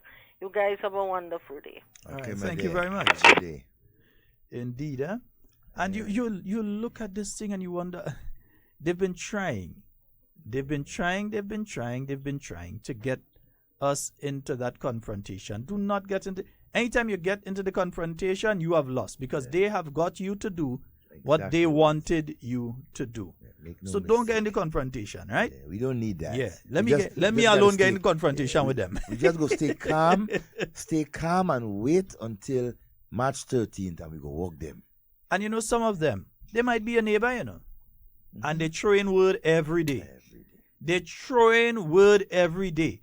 All NNPI dotish, all NNPI stupid, and keep Mitchell this, and Gregory Bowen that, and this one that, and they throw in word every day. Don't answer them. Nope. You know when you go answer them? March the 13th. We go answer them on March the 13th. Don't answer them now. Let them continue making the statements. Words are wind. Let them continue making the statements. Yep. Yeah? Come March the 13th, they could be saying it the morning as well. We ain't saying nothing every night. We go in and we praying for them. Every day during the day, we praying for them. God bless our neighbors. God bless our brothers and sisters in the National Democratic Congress. Guide and protect them. Love them as we love them. For they are our brothers and sisters, fellow Grenadians. Pray for them every day. Every single day, pray for them. And on March the 13th, we're going to teach them a lesson as a loving parent teaches a child. Sometimes you have to discipline them, but we'll discipline them with love, because we're going to make sure and vote for the House on election day. All we got to share is love, togetherness, right? Happiness for the forward movement of our country.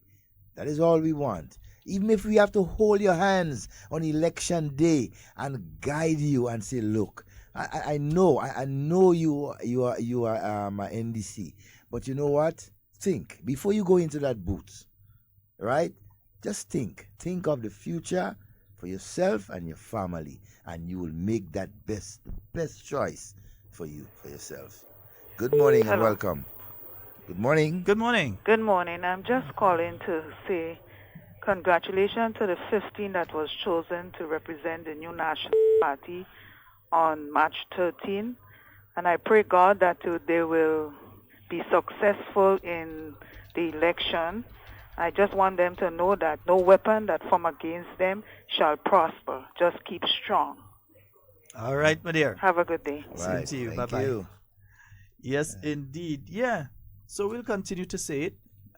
Remember to love them. Pray for them. Every time they curse you, pray for them. Every time they curse you, more prayers on them. More prayers. Every time they think, more prayers on them again. Praise the Lord. Yeah? Because you know what has happened? The worst thing is for a person to wish you bad and you wish good for them, Yeah. Always smile. Don't ever wish another person bad, No, it don't make sense. Meeting people. Yeah, They wishing bad. What and what they go do to me. Yeah, intimidation. What and what they go take. Not, well, they can't intimidate me. It's just... But at the end of the day, I'll still pray for you. I'll still keep you. All of you that hate me, I'll keep you in my prayers. Yeah? But I have a message too for members of the new National Party. Another message for members of the new National Party. Some of you like to take too much information and carry. Bring go and bring come. Like Jogan Hans. Yeah, bring go and bring come. So somebody puts out a piece of propaganda against the NNP, and you go take it and share it. You going to take it and put it out on Facebook? You going to take it and send it in people inbox? You going to take it and like it on Facebook and share it and that kind of thing? They put out something that is not true and aimed at causing a particular type of reaction against the new National Party, and you helping them. Spreading their You're message. operating as an agent of the NDC because you're taking the NDC information and spread it. Because I can't believe I don't see somebody nastiness that the NDC, under various names, does put out on the internet, and you, the NNP people, liking it and sharing it. I don't think some of you realize what you're doing. You are helping them to achieve their agenda. Exactly.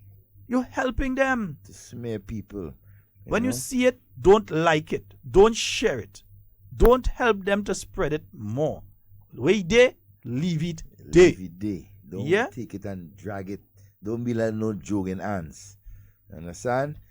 Just be prepared. Take your time. You see, there are certain things that we must understand. We cannot afford to make simple mistakes. Things that... That one is so simple. You know, pay attention. Pay attention to the things that they are doing. Because they want to get you into a bind where you can spread their propaganda. Because no one else is doing it for them. They have no message. Why take a non-message and try to spread it? Right? We have to refrain from that. We have to be more, we have to sensitize ourselves. We have to pay attention and just think positive and share the good news of NNP. We have too much of things to talk about, right? That the government has been doing for the last 5 years. Too much. Good morning and welcome. Hi, good morning, guys. Good morning. How you all? Oh, we fine. Okay, I just want to remind us, subject to correction here, but I'm not sure if during the revolutionary period that one of the executive members of the NDC went and studied propagandism, if that is a word. He went to study how to spread propaganda. So I think the NDC party is very good at doing that. So we have to be guided accordingly. And as you rightly said, we are our own destroyer. Because I've seen posts on Facebook where NNP supporters sharing propaganda from the NDC machine. You know, sometimes we don't read. I don't know if we don't read properly or we don't, but we share it. So I want us as NNP supporters to share information that is truthful and not everything that is on Facebook that we share. Thank you. All right, my dear. Thank you very much. Let's look at this. The new National Party has put out videos, multiple videos for every one of their 15 candidates. Multiple videos, yeah? We've also put out several other videos via Hard Talk, via the NNP page, and via the NNP website. Various things we've been putting out. You ain't going and share that. But let somebody come and say something about the Prime Minister, or the Prime Minister wrong to say this, or the Prime Minister wrong to say that. You go in and share, and you calling yourself an NNP supporter, and you love the Prime Minister, and you love the NNP, and you believe that NNP is the best party to take care of this country, but yet still, you're doing something that's attacking it, and you're not realizing you're doing it. But there's only one, you know. There's the other set. That they come and they spread their nasty talk, because that's all NDC has to offer. Lies and propaganda and nasty talk. They can't come to the people at Grenville and say what they're going to do for the town of Grenville. They can't come to the people of St. David and say what they're going to do for St. David. They speak in broad themes and try to sound intelligent. So they say, oh, the people of St. David have suffered. That's a broad theme. How? Yeah? St. David people look like they're suffering. St. David people is some of the most hard-working people in this country. You feel that sit down and depend on anybody for anything? You go to St. David right now, you're meeting men coming out from the land. Who come out from in the bush and go and look for yam, go and do different things. Who chopping wood? You seen van passing with wood, they go in and think coals, or they go into a sawmill. Who planting sugarcane for the new rum thing that they're going, not rum, but it's rum, the alcohol that they're going to do there. Yeah. You're seeing guys coming back from the ocean. So St. David people are not idle people. So when you're saying they're suffering, be very specific and careful how you're talking about St. David people when you're saying they're suffering. St. David people are very, very, very hard-working people. They're not idle people. And productive, very much so. 5 o'clock in the morning, you'll find a set of people outside already in St. David. Even those that go in and boil babash, but that's another story for another time. But St. David people are very hard-working people. So they speak in broad terms. So they go to St. David, they say, St. David people suffering. They say the schools need fixing. Schools are being fixed. They wouldn't tell you there's an issue where the Catholic Church is in charge of St. David's Catholic Secondary School, and therefore you need their permission before you do anything there. But they'd go and say, that school need fixing. But they wouldn't go into the specifics. They don't go into specifics. That is what they do. They say they will broaden the tax base. Broaden the tax base mean that all of you that are listening right now that not paying taxes will be brought into the tax bracket. They're coming after you. They're coming after you to make you pay taxes. But then they're going to tell you that they're going to lower taxes. They have published a document which says that they are going to broaden the tax base. Yeah? They say the NNP put how much taxes. But they wouldn't tell you which of the taxes actually affect you. They wouldn't. They can't. How many of you listening right now pay personal income tax? How many of you listening right now pay personal income tax? And how many of you had paid it at the 2 levels when it was at the 2 levels? Yeah? Every one of you pay VAT. But it wasn't the NNP that put VAT in place. Yes. It was Nazim Burke. How many of you pay firearm license? How many pay for the new yacht that you just buy? Ooh, a few. How many of you have buildings that bring in over $10,000 cash into your hands on a monthly basis? I mean, that is what we tax. Those kind of things is what we tax. Exactly. Didn't come and tax milk and sugar and flour and say, well, okay, we busting tax on that. That was Nazim Burke in 2010. That wasn't us. But yet still he, the man who taxed the dead, come in and talk about tax. But not only that. The man taxed the dead. But not only that, he taxed the dead, but he himself, right, is trying to basically refuse to pay government its tax. Well, I know that he's contesting it. I know he has some fees that he has to pay, not a tax, but I well, know he has the professional fees that he has to pay. He said he wasn't a practicing lawyer at the point in time. Yeah, you understand? He and all doing that. He was not a practicing lawyer at the time, and as such, he should not have to pay that. So let me ask you that, Sheldon. When you are a licensed driver, okay, and you decide not to drive for 5 years, when you come back on the 6th year to drive, what happens? My brother, you have to pay for all years you didn't drive. Thank you. That is not government business if you don't use your ability to drive in that space of time. Once you want to maintain the driver's permit, you have to pay for the years. Of course. Yeah. So why all Grenadians have to do that and he must not do that? Yes. Absurd. The man who keep talking about VAT, anytime they come and they tell all you about taxes, just remind them. The VAT man. Dr. the Right Honorable Keith Mitchell never taxed the dead. Funeral homes in Grenada say the 15% value-added tax imposed by government is too much for them to bear, and the concerns by poor people who use the service is not good. Government has imposed a 15% value-added tax on the services of funeral homes, but most people are saying that it is too much to pay to bury the dead. Funeral homes are stating that the increase is too much at this time, and while they are not in opposition to government efforts to gain revenue, they are asking for a lowered rate. Manager of Otway Bailey Funeral Home, Clinton Bailey, says he has survived 1 month of the process but is not sure how much longer people would be able to afford the services. We've been having a lot of complaints, but as I say, it's a transition stage. It's the first month has passed, and plenty complaints. Everybody saying, oh, why we had to pay VAT on the dead, why we had to pay VAT on this. VAT, as is said, VAT is for everyone, and it's on services.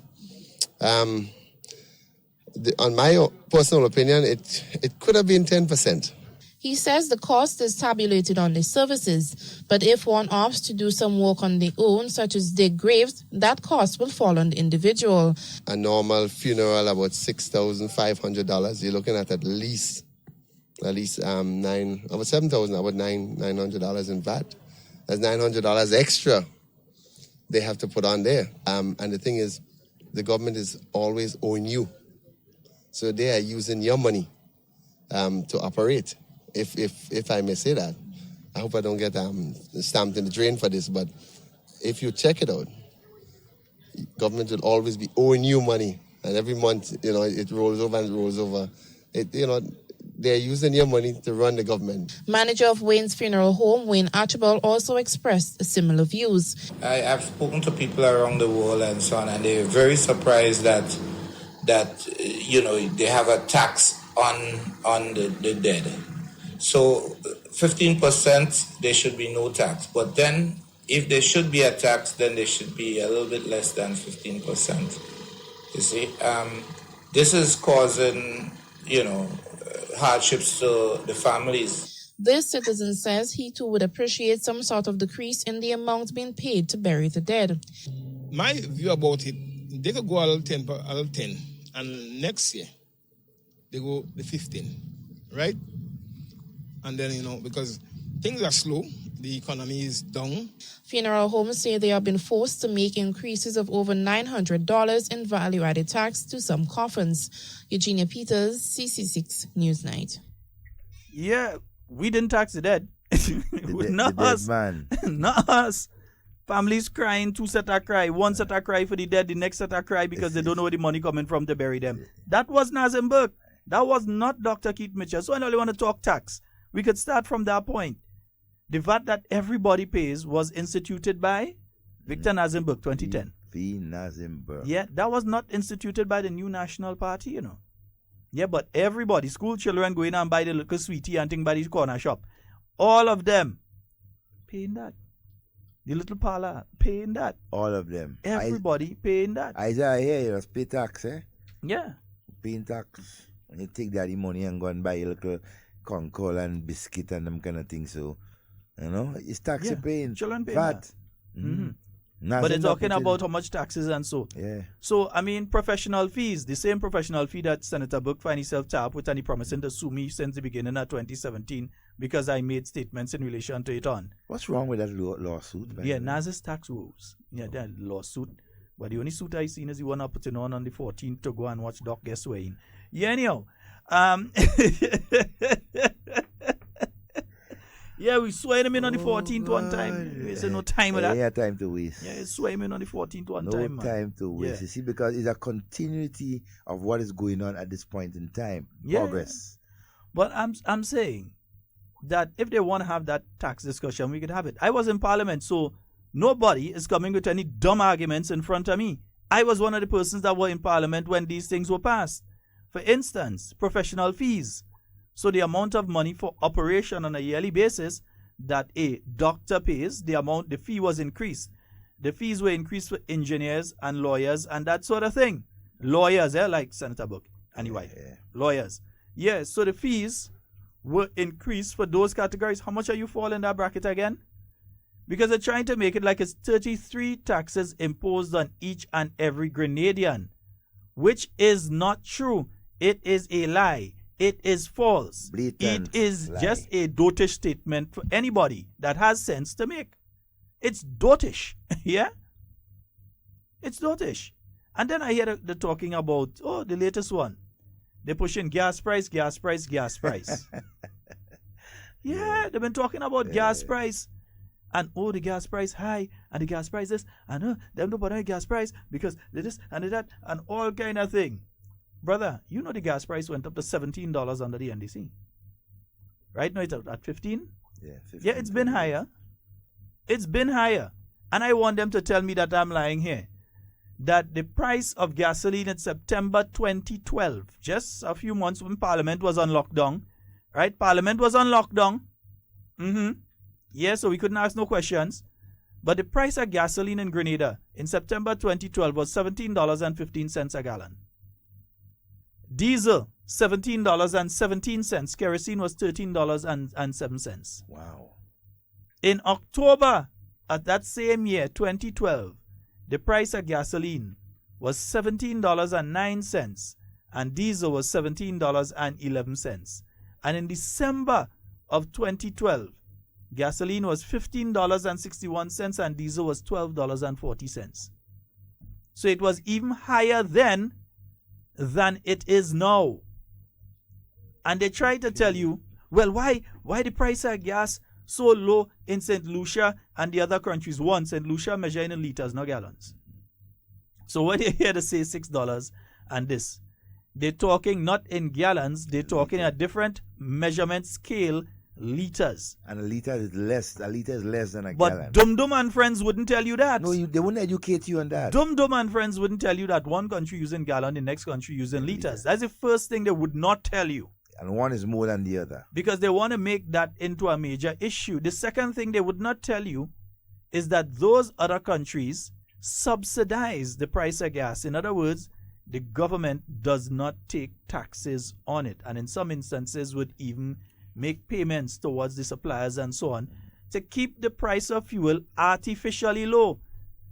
That if they were to remove the subsidies that exist on gas prices in some of the OECS territories, their price would actually be higher than Grenada's. Yeah? Yes, government does have a tax on gas here in Grenada. And that's the money that goes back into the services. For instance, somebody get into an accident and you go to the hospital. Some of the money that's there for medication and for other services and to pay the staff and everything there comes out of these subsidies. That's part of the money that goes into the pool to deal with all these sort of things. Yeah? But they want you to believe that government just wicked. They're just taking us at our money. Like if government is taking the money from that and different individuals putting it in the pocket, no, it goes back to the same people that making the purchases in services and goods. Yep. So it goes back into whether it's a stretch of road that needs to be fixed and so, and you see they come and patch it, there's a cost to patching it. There's a cost to fixing that road. There's a cost to the team that comes out and do that. It has to come from somewhere. And then you have the set of big trucks that pass it now because it have projects all over. So many So by the time you projects do and so- something there, bam, bam, bam, you realize it come back again and it has to be fixed again. The money must come from somewhere. But Sheldon, you know, as we talking on the roads, a lot of think, oh, the roads this and the roads bad. But you know, over the last 6-7 months, we have been having steady rainfall in our country, right? Thus hindering the repair and so of the nation's road. We have seen it a lot of places. I've seen it. Yeah. Where the crews are out there getting ready, starting to do the work, and then the rain will come for 2 or 3 days. Right? And so creating another problem. And so, I mean, you don't have to make any excuse, but you can see it. The government, right, has been doing what it can do to make the road much more comfortable for its citizens, right? Right? And we know that. We know that that is happening. But we know also that in the last 6 to 8 months, the amount of rainfall, right, that we had, thus creating some problems, right, with the maintenance of the nation's road. And that is why most of our people, right, understand, right, what is going on. And so who want to continue to make issues of that? They have a lot of things that they can talk about that they couldn't do. They couldn't deliver, like better health for the nation. But I don't want to run to health yet.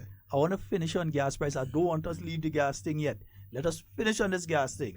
Because in May of 2012, the price, the old price, in fact, so the price for, that's April, May, right? So April's price would have been $17.48 for a gallon of gas. In the island of Grenada we're talking about here, in May of 2012, the new price for May was $17.05. So in other words, we ain't even touched them kind of figures there yet, you know. We ain't even touched them kind of figures there yet. But yet still you had them trying to give the impression that there's something wrong in Grenada and the price is low because the other countries do not take any taxes on the gas and they try to find the money from other ways to fix their roads and the this and the that and the other. That's why they have a worse situation than us. Yeah, and we have a better situation than them. Right? But they have subsidies on their fuel that is brought into the country in those other countries. And for instance, in the instance of Dominica, they use a lot of the Petrocarib fuel for different things. Yeah, so they use a lot of the Petrocarib fuel, which in itself, I think they even have Petrocarib gas stations in Dominica, if I remember correctly from when I was there a few years ago. They have Petrocarib fuel stations that would have the price at an artificially low rate. That's what Let me ask you that. as be on the gas whole thing. In terms of the supply of gas, most of it coming to the OECS countries. Where does it originate from? As far as I know, a lot of it comes out of Venezuela, and I believe some from Trinidad. I'm not absolutely positive, but Venezuela and Trinidad would be the two sources. Trinidad mainly, for Grenada. That's where we would get it from. And the other thing too, you never know, if some fella drilling out there, you never know what they might find and think. Let's go to the phone line. Good morning and welcome. Yeah, good morning. Is this Sheldon? Yes, ma'am. Yeah, Sheldon, I hear you announce something the other. I'm calling from Petit Martinique here. My name is Ensa. I live in right below Mama Jane. Okay. Yes. What I want to know how it is when you have meeting in other place. I have a fire stick. You listening me? Yeah. I want. We're hearing you. We're hearing you. Yes. I heard you say something about when you have in other meeting. As the meeting that us have, I want to take it up on the TV. How I could get that? Well, here's what. As soon as the program is finished, give me a call. I'll walk you through it. What is the number to call you on? Call me on this number here, 440-7377. As soon as the program done, and I'll walk you through the process. 440-7377. All right. All right, okay, my dear. No problem. Would I be on the air? I want. No. You wouldn't be on the air when you call me back. Okay, thanks. All right. Okay. Yeah, that's small thing, man. I'll help you out with that. Yeah, 440-7377. That's 440-7377. 347-329-3101. Yeah, busmen ain't forget that, Busmen know that was the price of gas back then. They know that the price is not anywhere near to there right now. But if the roads have to fix, the money have to come from somewhere. Of course. If the medical services have to be available in the hospital, in the worst case scenario that you end up in an incident or so, it have to be available. Good morning. Good morning. Welcome. We're having a meeting in the Northeast in Snooker Junction, St. George's Northeast. In Snooker Junction tomorrow afternoon at 7 o'clock. Okay. All right. Okay. Yeah. Thank you, All right, my friend. brother. You ready for them? Yeah. I'm ready, Joe. All right. I've done already. What I want them. All right, my boy. Take care. Folks, just remember, we're going out and vote early on election day, and here's why. If you're looking to go out and vote late, after them come out and vote, they're looking to get trouble. They're going past the 100-yard line, and they're waiting there to give trouble. To disrupt the process. When you're passing to try and block you, to try and stop you, to tell you all kind of things, to make you go into a fight. And imagine, remember, in 1999, NNP won 15 seats. In 2003, six people saved us in Carriacou, Petit Martinique. 6 people. The votes of 6 people saved us in that constituency. So imagine you end up in a similar situation, God forbid, and they are able to stop 6 people from voting on election day. That's all they need. They just need a 2-3 here, 2-3 there, that kind of thing. It could help them win a constituency. It could help. Don't sit down there and say, no, they can't win. They could do it out my vote, I go box them down. No, that must not be our we ain't approach. hitting nobody. Nope. We go and watch, you know what going on? Let me tell you how Grenada's sweet, eh? Watch, we live in the sweetest place it have on the face of the earth. Grenada's so sweet, just hearing we name will give you diabetes. First we sweet. Watch, election night, after NNP win, you know them same people that are cussing all you. Them same people that are calling all you all kind of name. Them same people are jumping up with the yellow jersey right now. You know all of them coming and jump up in the victory rally in green t-shirt? Of course. Because we are Grenadians. I see the last time, so I can tell you now. The same people you see passing beating drum and beating old iron and talking about yellow. The night of March the 13th, wherever that victory get together is, the same people coming out and jump up behind NNP. That's the spirit of we Grenadians. Eh? We will do what we have to do to get there. When we get there, we celebrate together. Yeah. See? And we will continue. You see, and that too, you see, examples from our leaders is very important to know. Dr. Mitchell said that in 2013 in the victory rally. I cannot do it alone. NNP cannot do it alone. Yep. And he called for the nation to help. Hello. Good morning and welcome. Hello. Good morning. Yeah, good morning, caller. You're alive. Go right ahead. Yeah, good morning, Dave. Good morning, my friend. And I don't know, to get you on that radio program, my God, I almost half an hour they trying and trying and Yo, trying. you get you now, so go ahead. Yes, anyway, yes, I was trying to say that the NDC government been talking that NP don't like farmers. But I was thinking about in whatever assisting farmers. The NDC taking farmers and don't pay them. I remember that. It can be worse than that. The farmers you say that you like, you take all the produce, you taking it, and you definitely are paying them no money. So who hate farmers? You see? And I spoke about the guy came and talk about the ratchet men and all them kind of things. You see what happening now? It's a serious thing, you know, Brother Scott, that the guys coming to antagonize people in the meeting.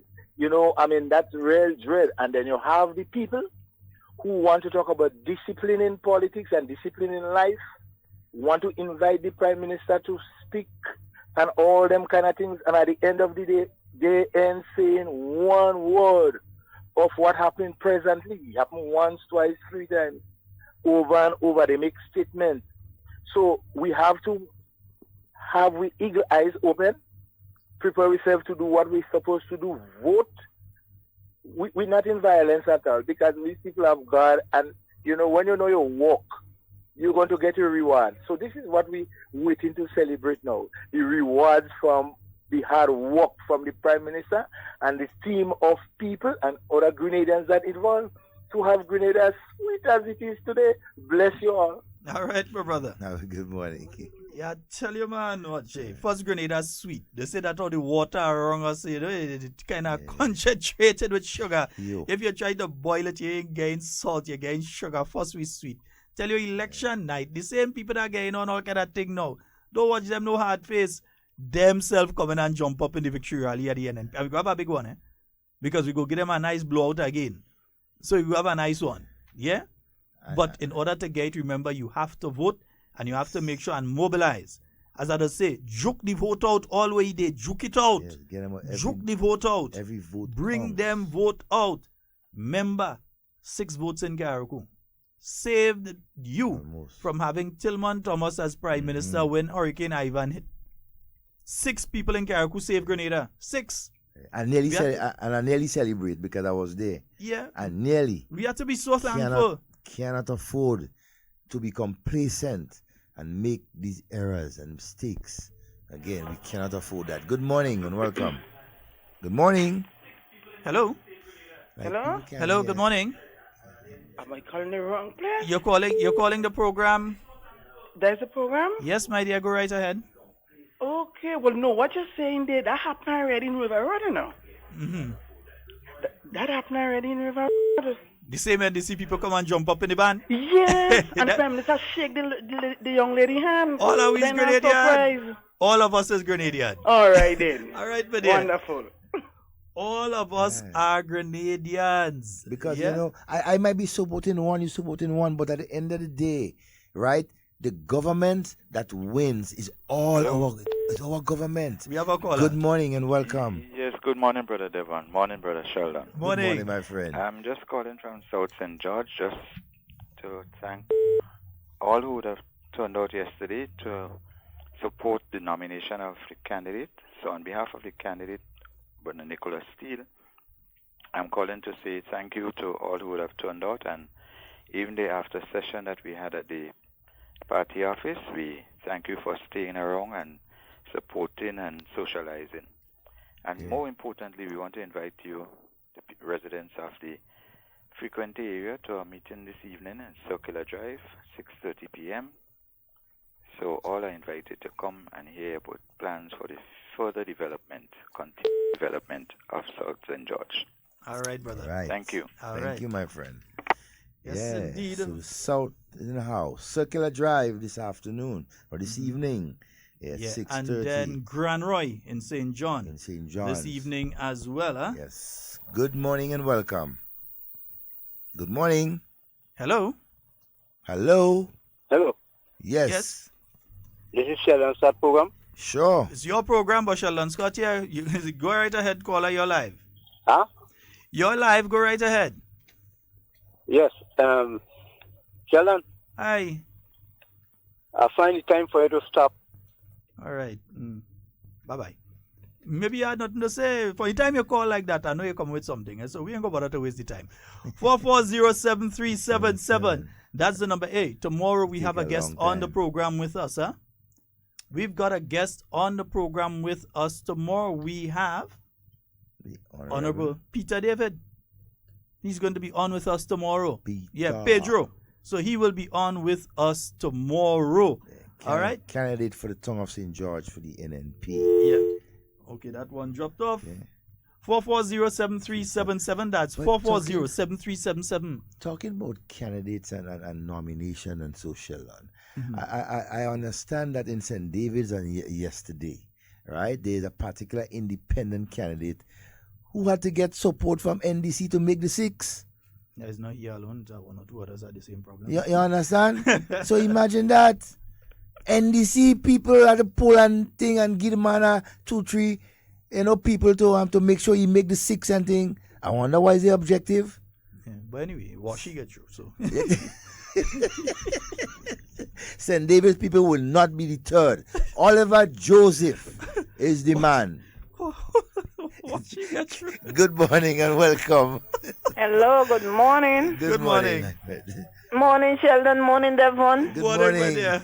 Yes, what I sit down and realize, every time Honorable Nazim Bok want explanation and apology.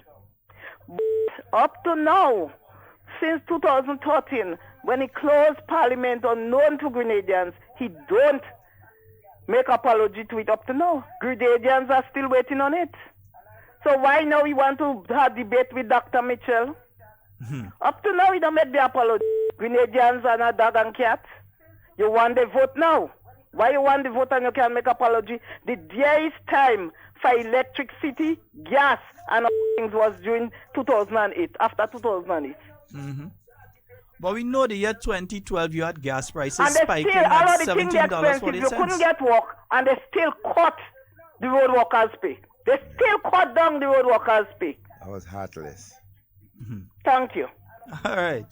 That was heartless. That's why we spoke of the gas price, yeah? They're trying to convince you that, oh, Grenada, just something wrong here and something wrong here. No, it's subsidized.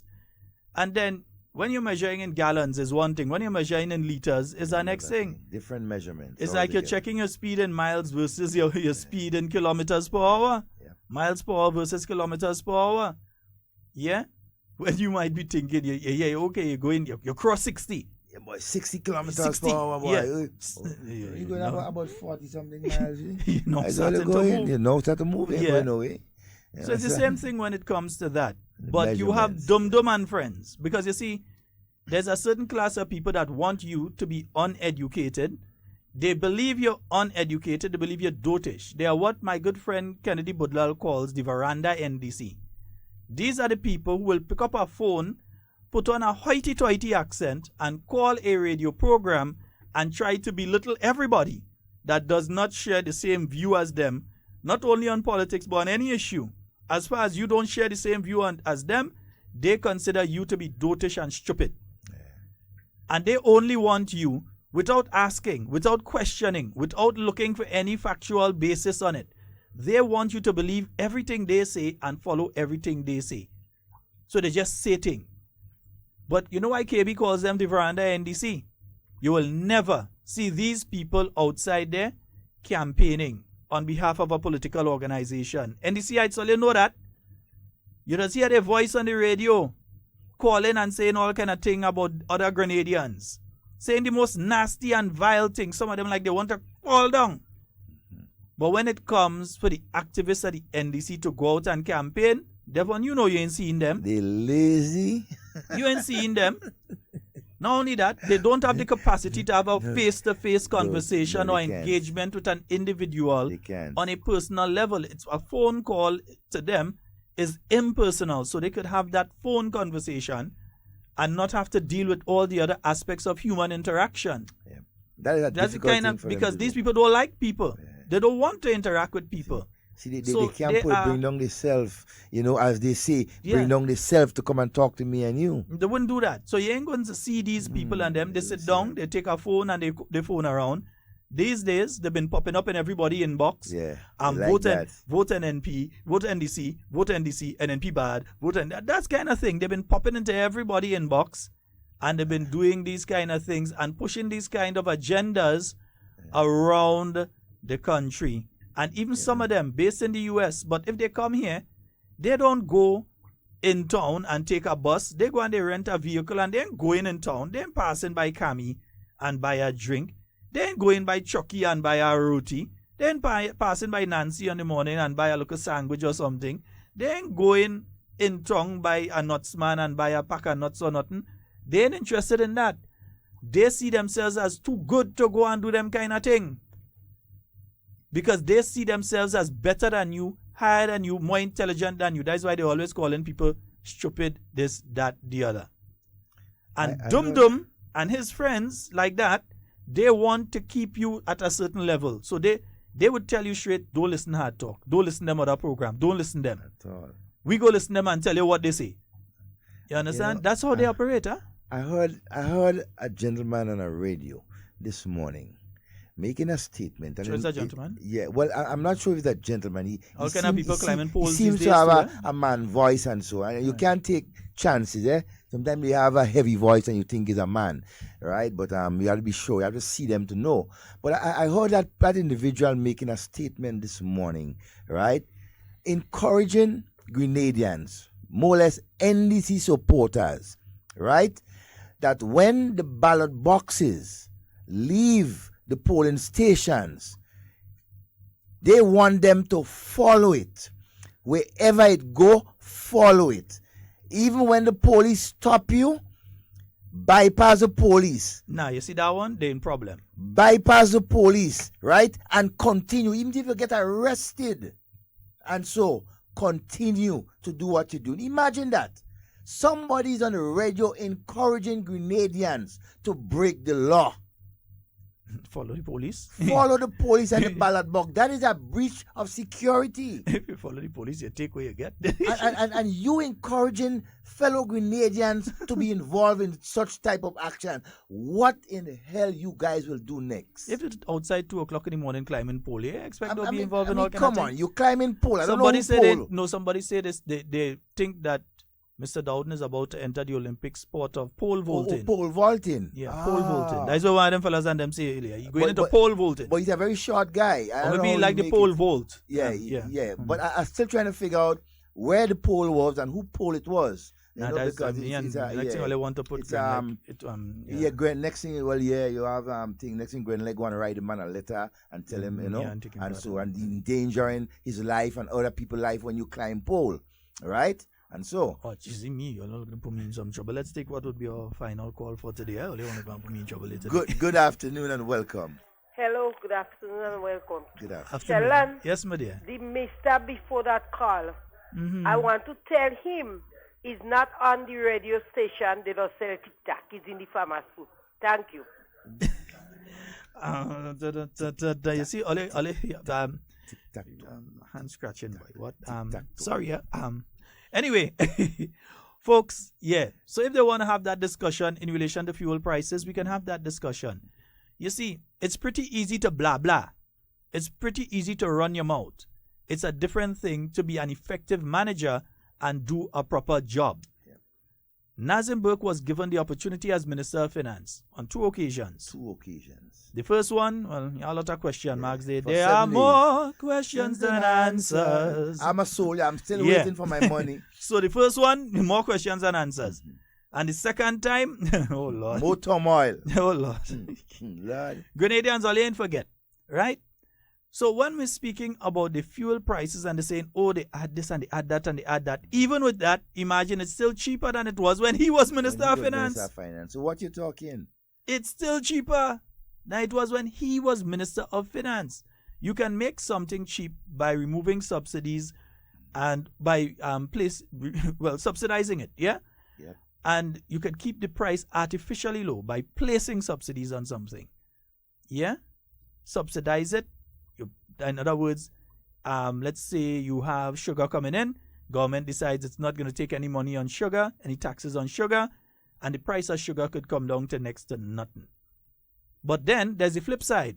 The more sugar that you use, the more that people have health issues. People with diabetes and high blood pressure, cavities for children and so on, that you have to find additional money to spend on because sugar is so cheap, everybody start using the sugar, that you have to find additional money now to go and treat with these health issues. So the best thing to do is not put subsidies on those kind of things. You put subsidies on other things that are more reasonable. But when it comes to certain things like sugar and thing, yeah, you don't put no subsidies on them kind of thing because children teeth start to rotten out. Yep. You have loads of dental bills as government because you have to help children. You have to help who can help. So you have to pay a lot of money there. You have to pay for those who have diabetic and those who become obese and all this kind of thing. In the United States right now, that's why they're removing subsidies on certain things and they're banning certain things and all sort of things because their healthcare system is creaking under the weight of these sort of things. People who just decide they're going to eat until they can't walk again, and then the state buys them a little thing to drive around. Would they call them a rascal? The thing that they go and they drive around in. No, that's what they call it. Not the people. That's what they call it. The vehicle, the type of vehicle that they drive around in. You see them in the supermarkets and so in the United States, and so they eat until they can't walk, and then the healthcare system has to take care of them. So it's unfair. So in that instance, we have to look carefully at what we do and how we do it.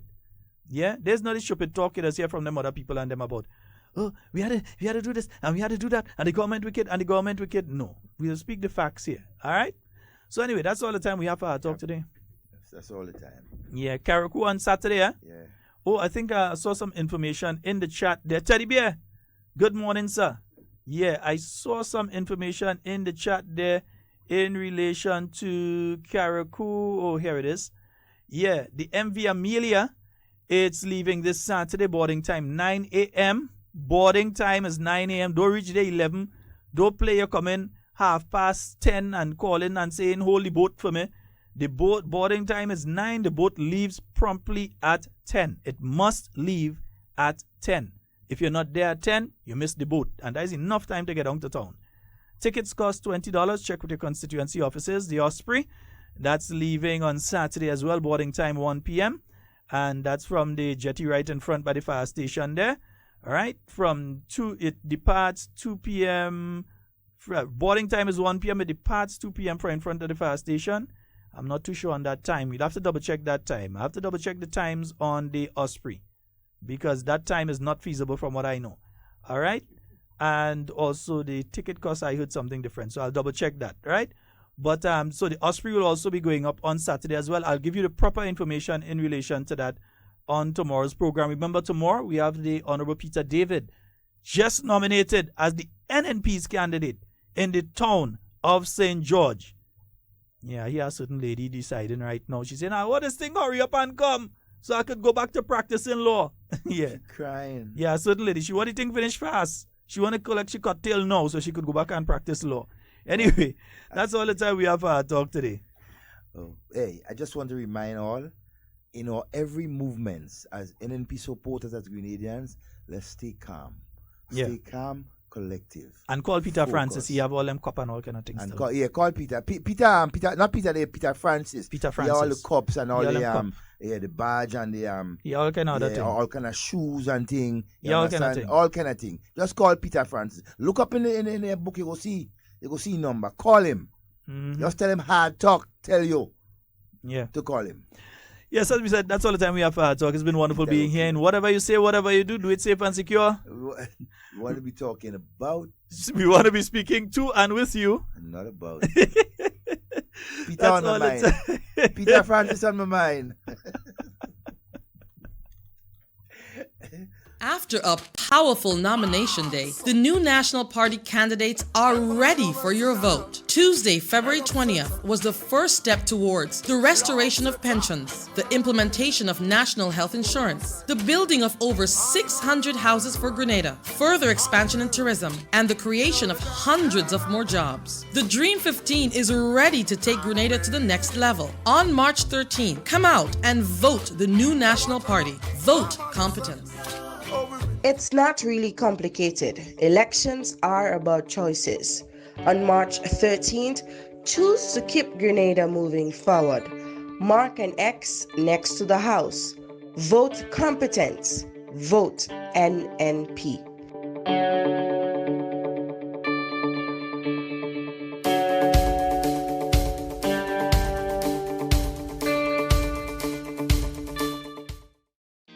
There's so much going on with the NNP, and we're just getting started. From candidate launches to contests, events, and breaking news, be in the know. Get notified first about big events and announcements. Plus, we're here to listen. We want to hear from you. Leave us a comment, tell us what's working and what's not. Like what we're doing? Let us know. The NNP is working for you. Interact with us on Facebook. Come on, Grenada, get connected. Like us on Facebook/NNP Grenada and keep moving.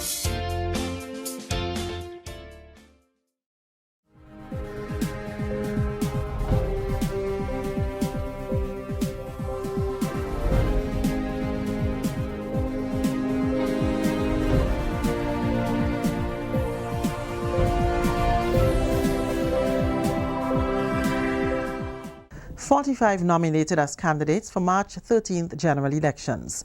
Details to this story and more in the National Report.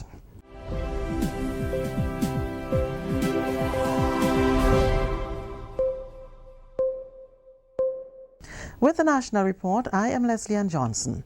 45 persons were nominated as candidates for the March 13th general elections, which are exactly 3 weeks from today. Information from the Parliamentary Elections Office states that the New National Party and the National Democratic Congress nominated 15 candidates each. The Grenada Renaissance Party nominated 5 candidates, and the Progressive Party nominated 3. Grenada Empowerment Movement nominated 2 candidates. Grenada United Patriotic Movement, the Liberal Party, and Grenada Progressive Movement nominated 1 candidate each, and there were 2 independent candidates.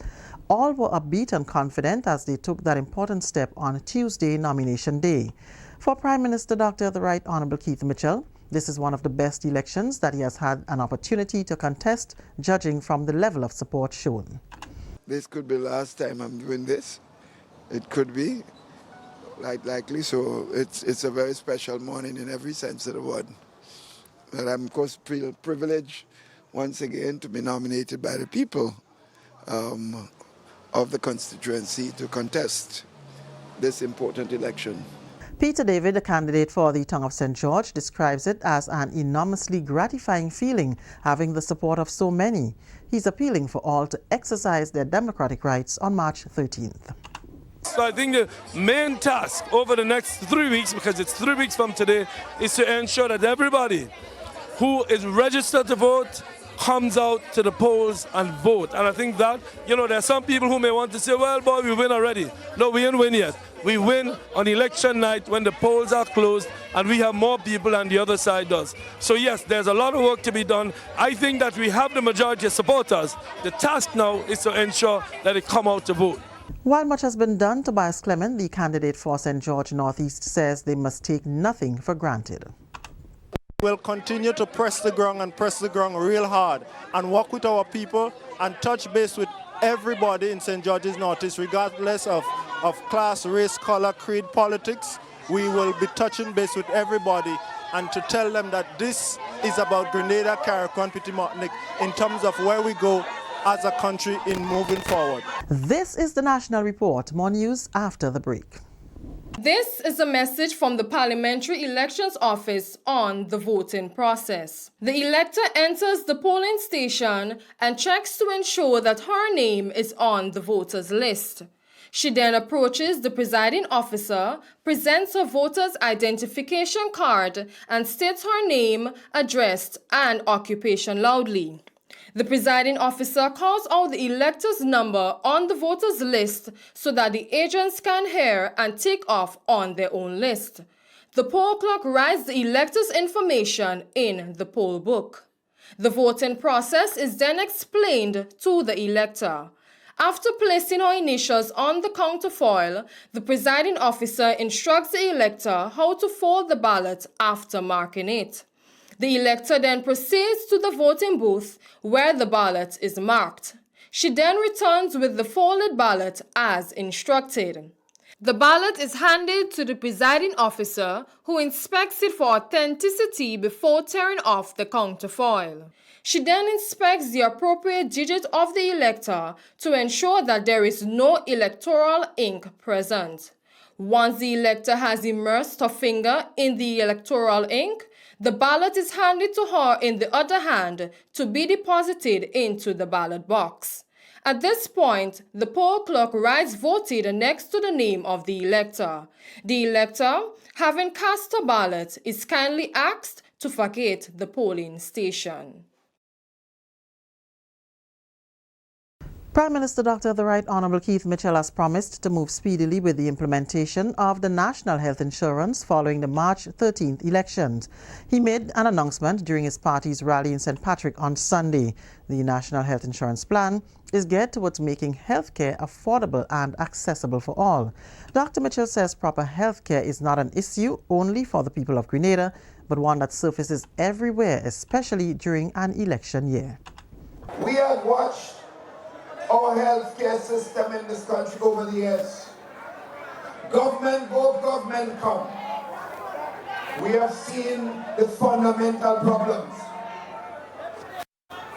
My friends, if you check around the Caribbean, if you check around the world internationally, whenever there is an election, healthcare is one of the serious issues being discussed. If you remember, in the United States election recently, healthcare was one of the serious issues that both parties had to face. He's optimistic that once his administration is returned to office, the NHI will be executed. Therefore, it takes this NNP to initiate a question of a national health insurance, sisters and brothers. What is taking place, sisters and brothers, aggressively? And I want to tell you, in the next term of our government, starting March 14th, we are going to move speedily and implement a national health insurance. The NHI Secretariat was launched officially in October last year. A harbour for inter-island travel is one of the many ambitious projects in the pipeline for the parish of St. Patrick.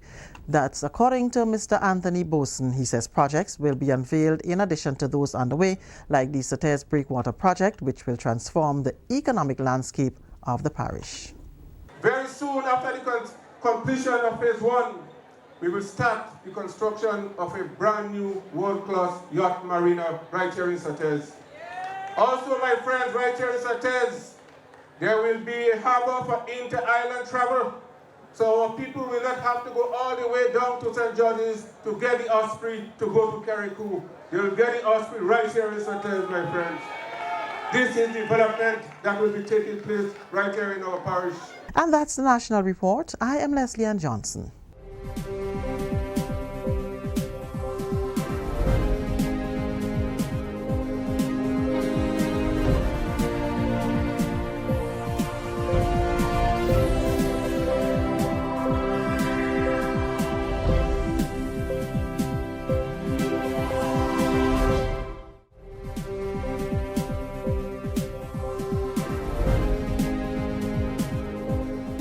The quality of the team we have put together for this current general elections is one of my proudest achievements.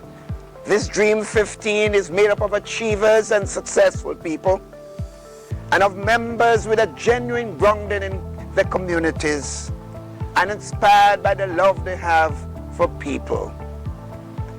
These are what set this team apart from the so-called alternative. Ours is one of continuity and renewal, and built with a determination to expand opportunities for youth and women. If elections are about choices, which they are, then the choice this election is clearer than in any previous poll. Love wins every time. Care wins every time. Competence wins every time. Performance beats old talk every time.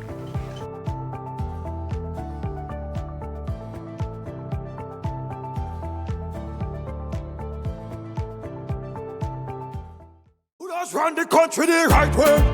NNP. And work hard for the people all day. NNP. Who's the party that keep it moving? NNP. We are here at the NNP National Youth Rally, Rhythm of Hope, here at Tempe in St. George's. Let's go talk to the youth, find out what's on their minds. March 13, we will be voting for the new National Party with Alvin Dagler from Guam St. John's. Let's keep it moving. We cannot sit down. We cannot sit down. Young people, we need to keep moving to the new National Party. We from Guam St. John's, and we will be voting for Alvin Dagler. We can't sit down. We can't sit down. No, we can't sit down. And we won't sit down. Listen, we need progress. We can't sit down. We have to keep moving. And when March 13th comes, we vote in NNP. What NNP all the way? I'm voting for the National Party. We voting for NNP.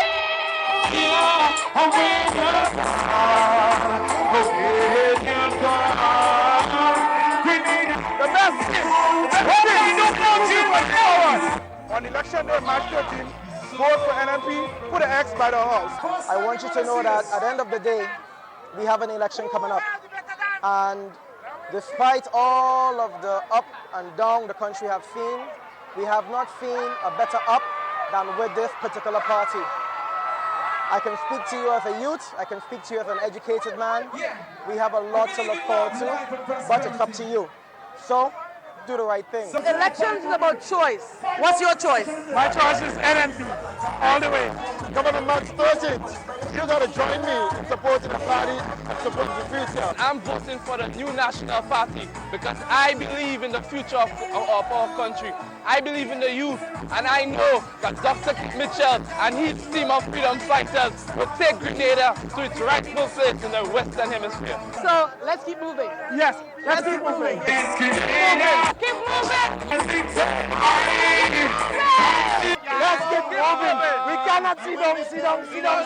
We can't sit down. We can't sit down. Keep the progress moving. And let's look forward to a better Grenada. NNP, who's the party that keep it moving? NNP. I've been catching my tail to get out, like in and out of my village, and Miss Palm passed on yesterday, and she promised me something. I'll get it done on the same day, and look, I'll get it done this morning. Although you kind of handbag me right now, but still, I've been some patience and some feet. That I move the next time I want to go and do my daily job. I used to take my vehicle and come inside, end up sticking, have to get machine to pull it out of the road. When I reach out the road, definitely, I'll be thanking the bus to pull me out. And I see Miss Pamela coming yesterday and look at the road, and I'm feeling so happy today that I see progress continue, that she get a machine and come and help us in the area, fix the road. Definitely, I'm feeling so thankful. I think the people of Tisha will be very happy with what happened in so far because there are other potholes, and I think yesterday Sister Pam passed, and today we see some action. So we are very happy. I hope that a little better could be done in terms of concreting the road and food. Thank you so much.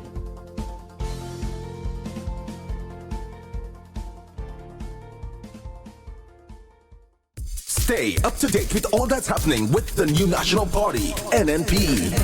Send us a message via text or WhatsApp on 405-8683 with your name, email, and constituency. Stay in the know with NNP. Get updated. Now we're moving on. Anybody from Grand Bacolet here? I hear you. Right, something good has happened and is continuing to happen in Grand Bacolet.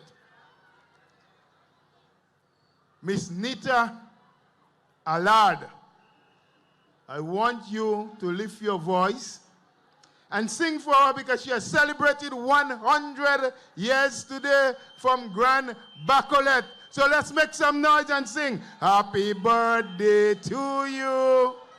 Happy birthday to you. Happy.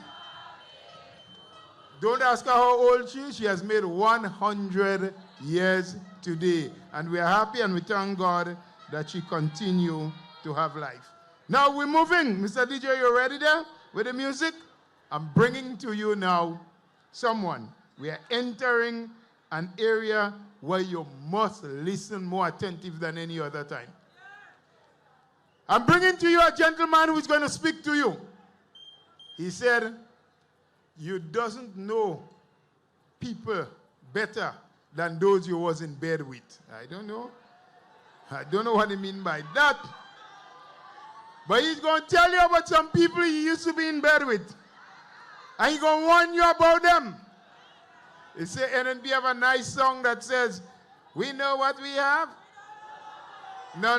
That man say he knows exactly what you're going to get if you don't vote NNP on March 13th. Performance beats all talk. Lift your voices, Plains, Grenada, NNP. I ask you to welcome Brother Chester Humphrey. We can't go back to that kind of living. You're crazy. You man. Say back. We ain't going back. We ain't going back. We ain't going back. Forward ever. Backward never. We ain't going back. We ain't going back. We ain't going back. So now say St. Patrick. Plains. Honorable Prime Minister and your team. Comrades, I am going to do something on March 13th that I never did before in my life.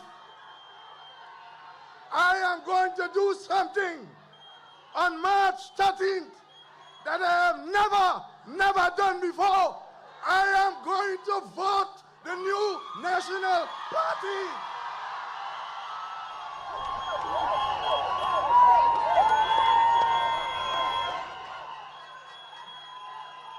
Comrades, you know who I am. You have a song. We know what we have. We don't know what we're going to get. I am going to tell you what you're going to get.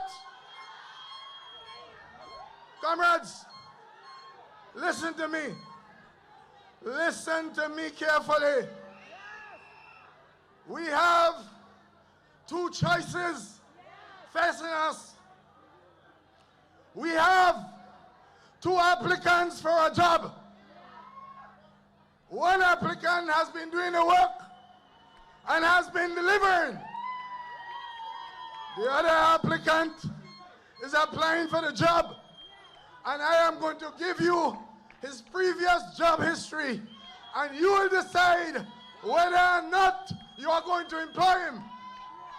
Because Mr. Burke is not going to apply for Minister of Finance.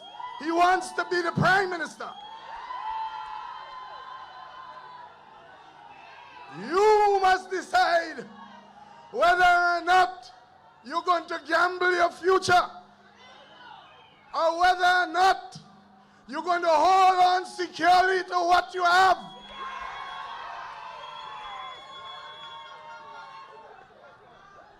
Comrades, I stand here tonight, and I'm not selling myself as an NNP. I stand here as a revolutionary fighter for the workers of this country. And I stand here because of an appeal made by your leader, Dr. Mitchell. And this is not the first time he made that appeal. In 1999, when in the first time in the history of the Caribbean and Grenada, the working people gave him all 15 seats. He made an appeal.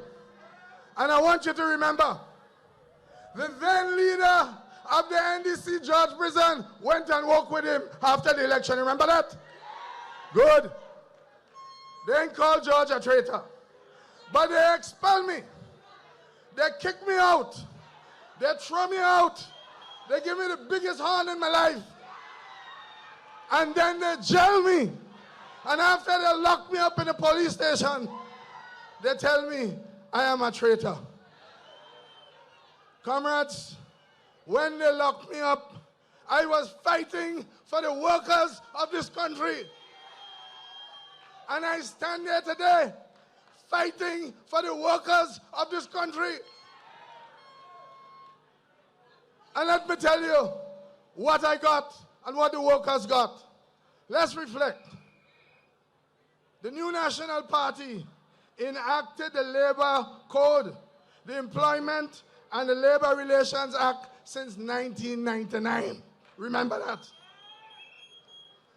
Comrades, I begged, I fought, I prayed, I asked the National Democratic Congress to remove income tax and severance pay because workers were losing their jobs left, right, and center. Banks were closing. RBTT closed 2 of its branches, one in Grenville and its headquarters in Tongue. First Caribbean, 2 of its branches, one in Carriacou, one in Grenville. Bank of Nova Scotia closed its branch. Hundreds of workers were losing their jobs. You know that I fought and put the National Democratic Congress in office. And I went to them in their first convention after they won the election in 2008. In the GBSS auditorium in March, I went there and presented them with a resolution to remove income tax and severance pay. And the resolution passed. I got a big applause just like how I get here tonight. But do you know what happened? The man who is now applying for the job, he never gave it. Nazim Burke stalled. He refused to implement the income tax and severance pay. It's only when he see water more than flour and the writing was on the wall that the people were going to run him out of town that he changed it. And he did it only for 1 year. So hundreds of workers in telephone company and in the banks had to pay income tax and severance pay. Dr. Mitchell gave the Technical and Allied Workers Union and myself a promise. And within 3 months of taking office in 2013, at the May Day rally in Las Vegas, Dr. Mitchell revealed that the new National Party will remove income tax and severance pay with effect from January the 1st. Who you voting? Make no mistake about that. The man who fought against it now is applying for the job. The good thing about it, you the people will decide whether he getting that job or not. Would you give Nas that job?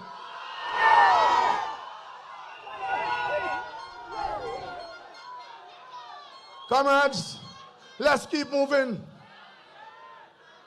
The new National Party removed personal income tax on pensions, something Mr. Burke refused to do.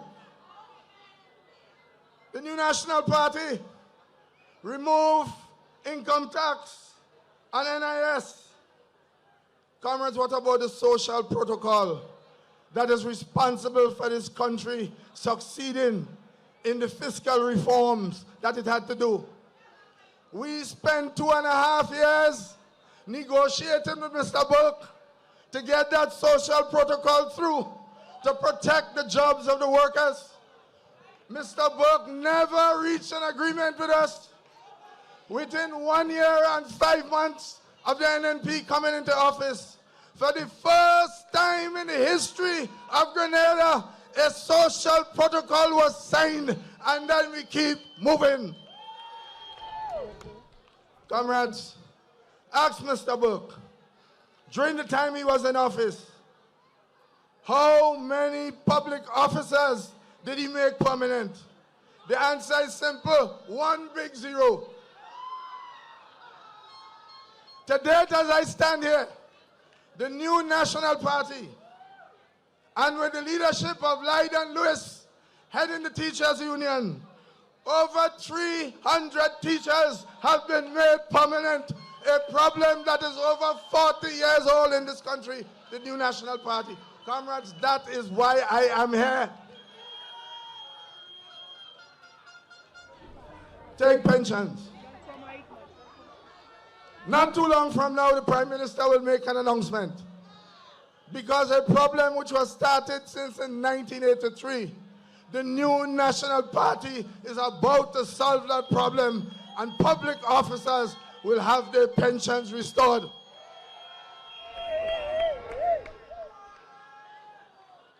Comrades, comrades, comrades, and to the young people, when I defend the job of your parents, I am defending you.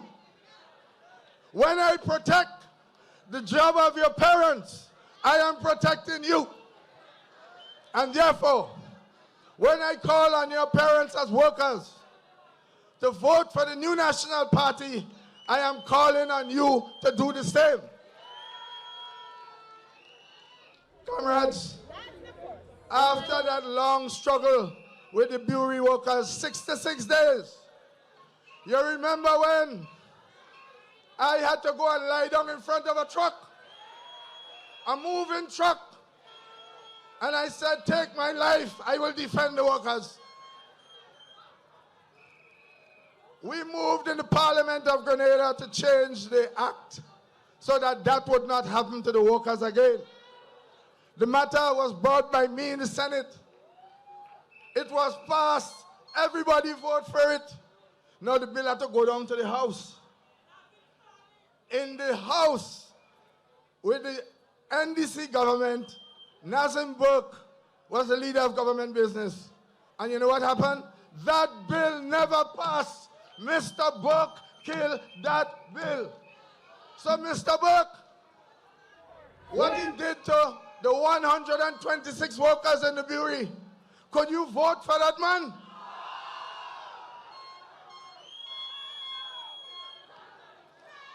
I want the security workers to listen. Comrades, security workers, you remember the struggle that we had to get the $8 an hour? Glenys Roberts, a decent woman, fought in the cabinet. And who you think she was fighting against? Nazim Burke was fighting against Glenys to prevent the security guards from getting the $8 an hour. One of these days, not too long from now, Glenys may tell you that herself. And comrades, this is why we can't stand up. We have to move to the polls in our hundreds, our thousands, and cast our vote to continue the train of liberation.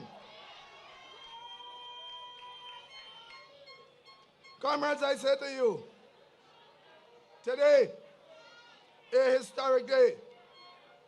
I say to all the people of St. Patrick, all the workers and people of Grenada, of the islands of Carriacou and Petit Martinique, I say to you, arise and keep moving, moving towards victory on March 13th. I say to you, comrades, arise and go to the poll. Arise and go to the poll here for the 2 NNP candidates. Arise and go forth to victory. Forever forward, never backward. United we stand. Forward we go under the leadership of the new National Party and Dr. Mitchell. Victory for the workers of our country. Putting the lens on Grenada, its people, and its possibilities. This is State of Affairs.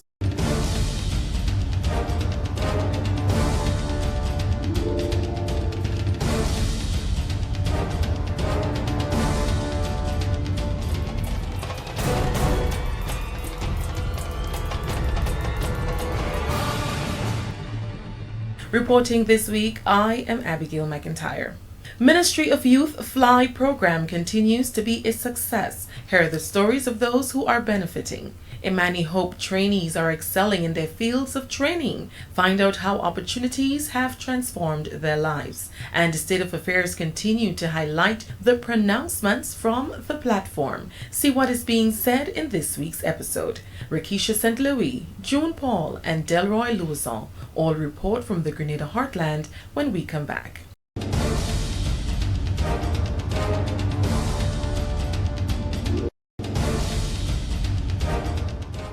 The Keith Mitchell-led administration has resurrected the state pension issue after previous governments backed away following its removal during the revolution. This has now become a matter of high priority with legacy-defining potential. This after the government refused to appeal the Hermelin Armstrong case and to restore her pension in accordance with a High Court judgment. Now, the Mitchell government is inviting solution-driven dialogue as it presses ahead to restore pension to public officers. CARTAC has been contracted to provide possible solutions. A pension consultant from Washington is also on the case. The IMF has pledged technical support, and government is urging stakeholders and union leaders in particular to come to the table. The Mitchell government is appealing for solution-driven dialogue designed to restore state pension to public officers.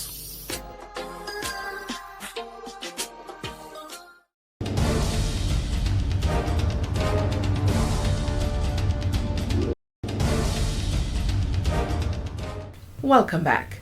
A program of the Ministry of Youth is giving at-risk youth another chance at a better life. It's called Fostering Level-Headed Youth, or FLY. Rakisha St. Louis tells us more. There is a saying that the main hope of a nation lies in the proper education of its youth. The Keith Mitchell-led administration for years has been investing heavily in youth development through skills training, job placement, small business development, among others. The Ministry of Youth has left its mark in thousands of households and communities with its youth-focused programs, such as the new Imani program, FLY, HYPE, Project Reach, and many more. We just sit down, we just speak about it, we just talk about the things we're learning, what is beneficial for us and how it's helping us, the way forward, what's tomorrow, well, the future, what is the next step, how to plan it, how to engage it. And to me, when we lack of that, we drop out of school, some of us drop out, some of us have different issues, but coming back to the program, make us know that life ain't finished. We just start living, and throughout the program, once we continue and keep our head high, we're going to make it. I miss it a lot in school, so I really want to get back what I missed out. And also, I'm really glad for the classes. When I heard that, I said, yes, I will come. The ladies who come and wrote it down, they asked me if I would come. I told them, yes, I would have come. The first time I came, I went somewhere different, but they called me and told me to come here, so I did come here. So I love the class. Yes, I felt happy because I was home doing nothing. And I was like, I'm home doing nothing, so I will go and give it a shot. And it was okay. I've learned a lot during this process. Testimonies from participants of the Ministry of Youth's FLY program, which seeks to engage the unemployed and marginalized young men and women throughout Grenada. FLY is the acronym for Fostering Level-Headed Youth, a UNDP-sponsored project which includes the engagement in life skills training, literacy, and numeracy, with the community service aspect of the project scheduled to commence in the coming weeks.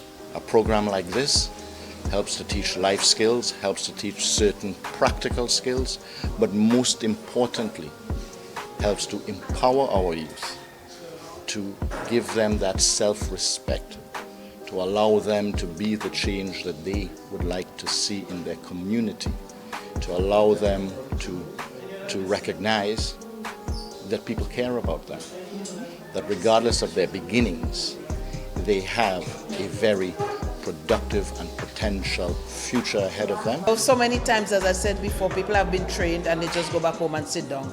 But this is one that has the objective of really placing people in a job situation rather than just training them. So it taught them to fish, but also a bit of hand-holding, the business aspect of it too, how to manage a business. I think that was a critical aspect. So kudos to the Ministry of Youth, kudos to all of those, the organizers, the main coordinator, Mr. Roy Bihari, but very importantly, a lot of kudos to those who stuck it out and have reached that far and shown their appreciation for what was being taught to them. The project has already been launched and completed in Mount Rose St. Patrick and Carriacou.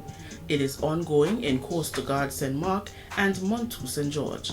Our SOA team recently journeyed to both training sites, now into its 7th week, and already it is having a positive impact on the participants. This program is a very good program. Certain basic of my life I've been done with, I've really abstained it, and certain things I used to do, this program learned me a lot. And the life skill is more important, because the life skill based on your life, how you know to talk to people, how to greet people, so I based on this and I learned from this how to greet people and to talk. Yeah, it's a nice thing, and the class is very interesting. I advise everyone who have the youths and the block or everywhere to come to this program.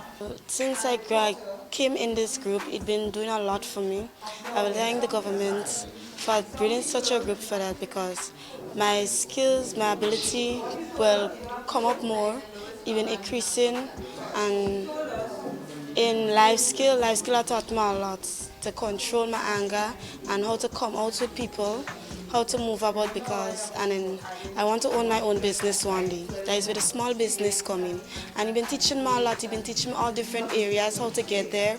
Fly runs for 6 months, 4 days a week. This time around, the focus has been placed on plumbing. This is an area, plumbing is an area that is needed with the construction boom that is going on now, and it's all over.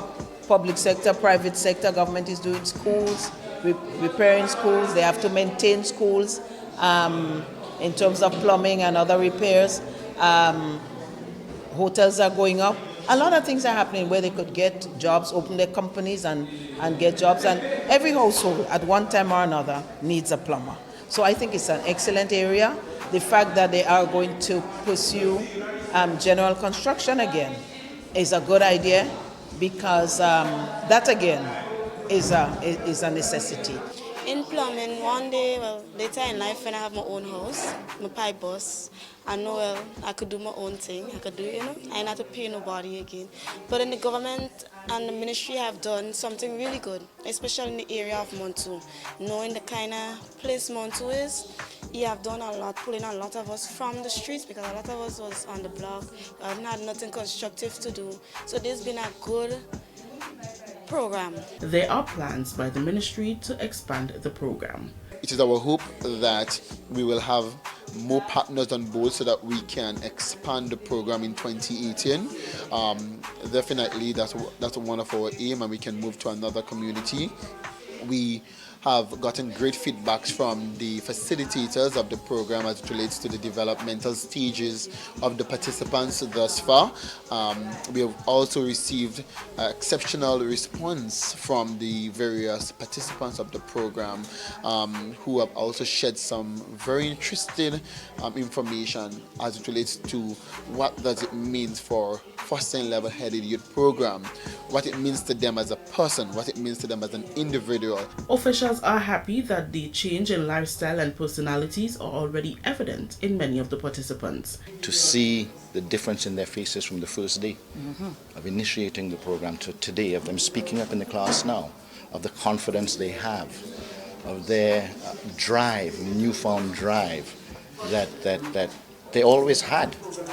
But a program like this allows them to reach inwards and find it again and bring it out there to go out and make a difference. The changes that they have came about within the individual life and within the individual development thus far. With only 6 weeks into the program, we have seen a number of positive reaction and feedbacks from the participants. And with this newfound training, the participants themselves are anticipating a brighter future.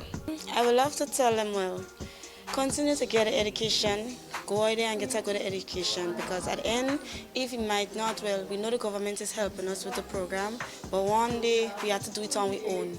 Because for somebody like me, have to come back in a program like this to get to know, well, the things I'm capable of doing, I could have done much better if I had stayed in school, if I had my head on. So I would love to educate the youths of today, especially the ones on the block, to get out there, find something, get yourself in a program too, so you can develop yourself, because we are somebody. We could be somebody greater than today, yesterday, and still in the future. I would like to be an entrepreneur myself. I don't like working for people, so I rather open my own business, and it helped me a lot in the sense of sorting out my business plan and getting the strategy of marketing the product and as well as the business. So a year from now, I see myself, doing some falls and they bring it to light, so I could do so much more, and doing the business plan and getting on board. It helped me very much. Reporting for State of Affairs, I am Rikisha St. Louis. These are the images from across Grenada. This is State of Affairs. More stories from the heartland after this. Madam, what it is you doing there? You could hurt yourself and hurt the baby too, Thank you, sir, for your concern, but I am in no distress. If you don't mind me asking, Madam, what it is you carrying there? This is an LPG cylinder from Petro-Caribbean. Petro-Caribbean? LPG? So you don't know Petro-Caribbean selling cooking gas now? The bottle light and easy to handle. That is why even me could carry it with my big belly. And so the best part is the price better than the rest. Wow. Petro-Caribbean, energy for union, available at distributors and retailers across Grenada, Carriacou, and PT Martinique.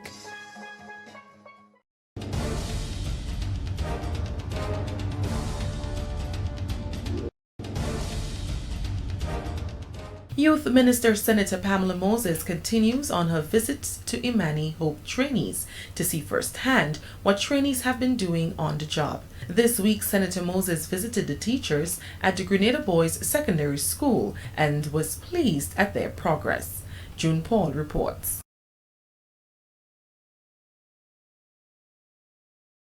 The many life-changing testimonies echoed by young persons who has and continue to be empowered through the new Imani program are taking over the airwaves, and this week our weekly visits to trainees by Youth Minister Senator Pamela Moses takes us to one of the nation's top secondary schools.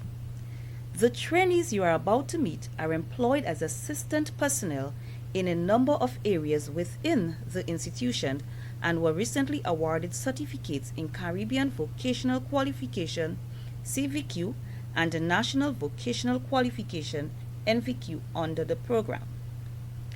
Agatha Lewis, Assistant Secretary at the school, was delighted in sharing her story with State of Affairs.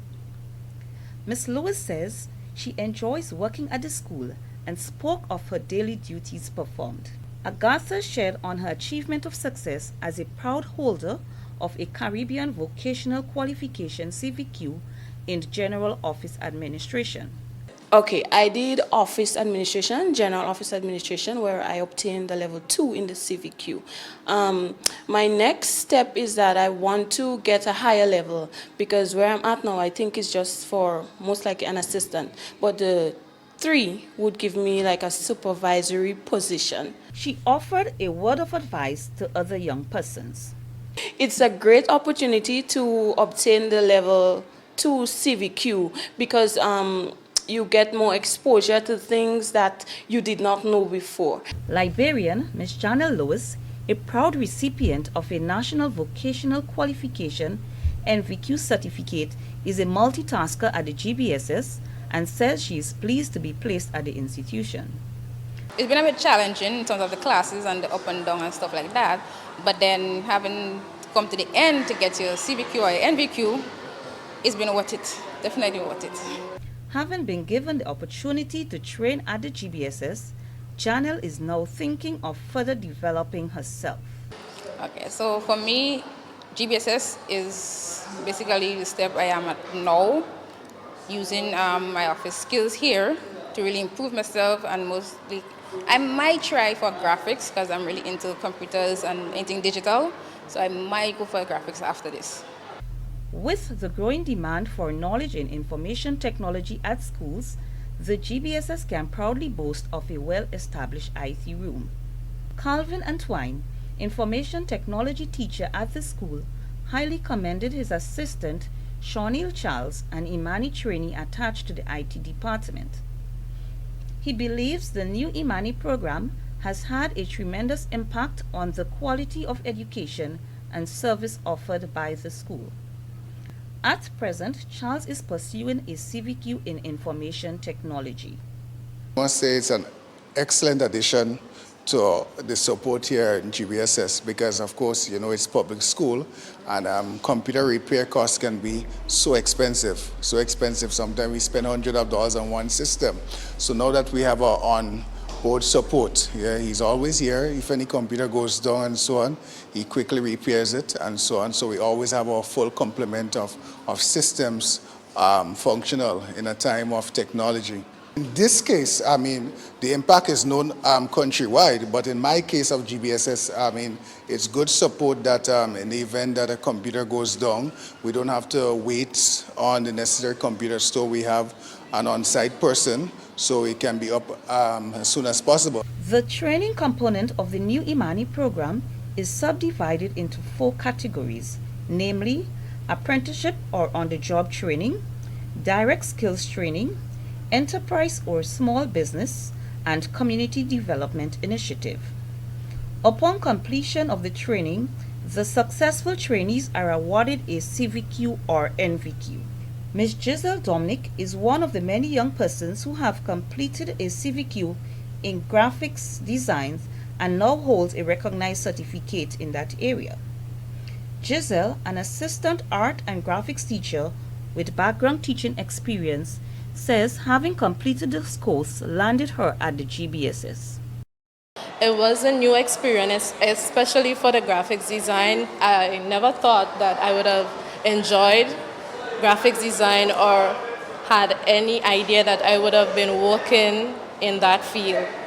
Mr. Josh St. Louis, art and graphics teacher and supervisor for Ms. Dominic, applauded her dedication to the job. Right. How's her attitude towards work? Ms. Dominic is very vigilant. She's always on time. She comes, she makes sure the boys are settled. She's very good at preparing the tables and the forefronts for art. She also helped in developing some of the concept, which I have taught. She gave me pointers to make the work more interesting and so that the students could be more responsive. State of Affairs will in the coming weeks share with you more success stories and highlights from the Ministry of Youth and Sports on programs executed, which is geared towards youth empowerment and advancement. Reporting for State of Affairs, I am June Paul. This is the Grenadian reality. This is our current Putting the lens state. on Grenada, its people, and its possibilities. This is State of Affairs.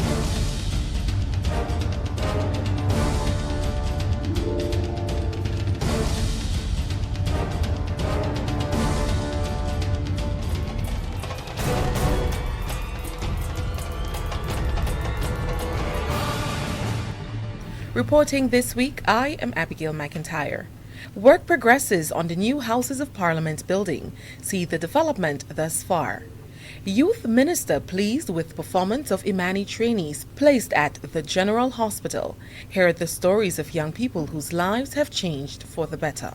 And government seeks suggestions from agriculture workers and officials about the way forward for the industry. Find out how in another budget update. Rakesha St. Louis, June Paul, and myself all report from the Grenada Heartland when we come back.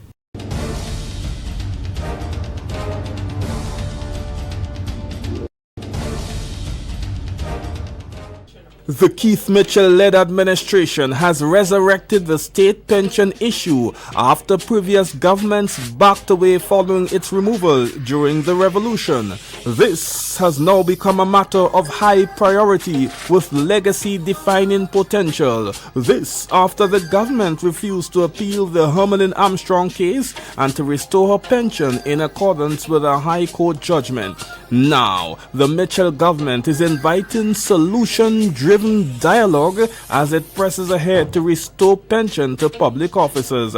CARTAC has been contracted to provide possible solutions. A pension consultant from Washington is also on the case. The IMF has pledged technical support, and government is urging stakeholders and union leaders in particular to come to the table. The Mitchell government is appealing for solution-driven dialogue designed to restore state pension to public officers.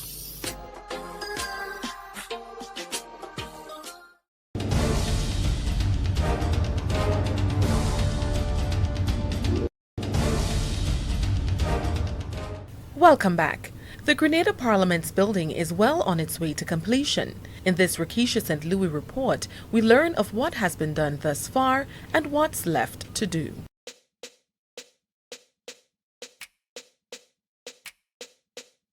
The doors to Grenada's Parliament building will soon be opened.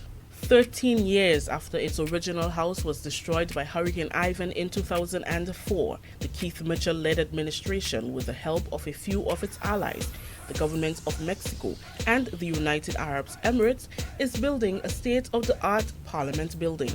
For years, the Grenada Trade Center was made the temporary home of Parliament, but its residence there soon ends. As contractors say, the new building will be ready for use in early 2018. Construction on the $29 million EC facility commenced in January 2016 by Quinn Design and Construction Company Limited and has employed close to 100 locals from the start. The new Houses of Parliament building sits boldly on the hill at Mount Weldale with a breathtaking view that overlooks some of the scenic parts of the capital. It is the epitome of the Spice Isle, with its unique nutmeg-shaped design that encapsulates everything Grenadian. It was founded really on the concept of, the initial buildings, which were forts. So essentially, the architectonic language of it is, the outside you see, we started the slope perimeter walls, which has forts. The main chamber, which is essentially what we're terming as the nutmeg, and that is the center of the building. We also have civic space, which is to the east of the site, and that is intended, we say that as our way of replenishing lost civic space in St. George's. It's been built and designed with a green focus, so that it has phase 2 will include solar power, has solar water generation, high thermally efficient windows, insulation, natural lighting, natural ventilation, etc. The building was constructed to be disaster resilient in accordance to the Miami-Dade County standards. We're looking for the phase 2 to include all the protective works. You see, you have the glass is the double glaze, high standard, but still, now we want to be able to put shutters if we hear something that will just pass.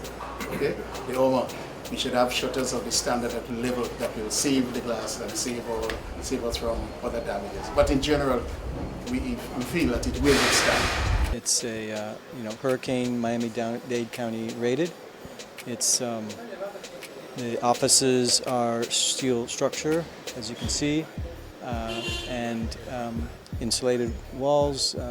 Exterior windows are Miami-Dade County certified as well. It's a very heavy, well-built structure. Nestled between the trees at Mount Weldale, the new Grenada Houses of Parliament building will be home to administrative offices, conference rooms, press gallery, cafe and souvenir shop, and childcare services. Its main chamber will accommodate 19 parliamentarians and 200 members of the public. Outside of the chamber, monitors will be placed so the proceedings can be viewed. Prime Minister Dr. the Right Honourable Keith Mitchell and his colleague parliamentarians toured the project site this week. and were very impressed with what they saw. I just seen this a few months before its finality. I'm a bit moved in every sense of the word. I think the nation as a whole will be extremely proud of this facility, which is a measure, of course, represent a measure of our democracy. And I think this investment is, to me, a very worthwhile one. Having toured and heard about the infrastructural allocations for this building, I am even more excited. What I love to see is that all around 360 degrees, there's a beautiful view of pure Grenada. This is Grenada rising from the ashes as our old parliament was destroyed. But rather than despair, the leadership of this country provided hope. And I'm saying, notwithstanding the adversity, where there's hope and leadership, then what we see in here is possible. Dr. Mitchell says this investment in Grenada's democracy is not for himself or his government, but for generations to come.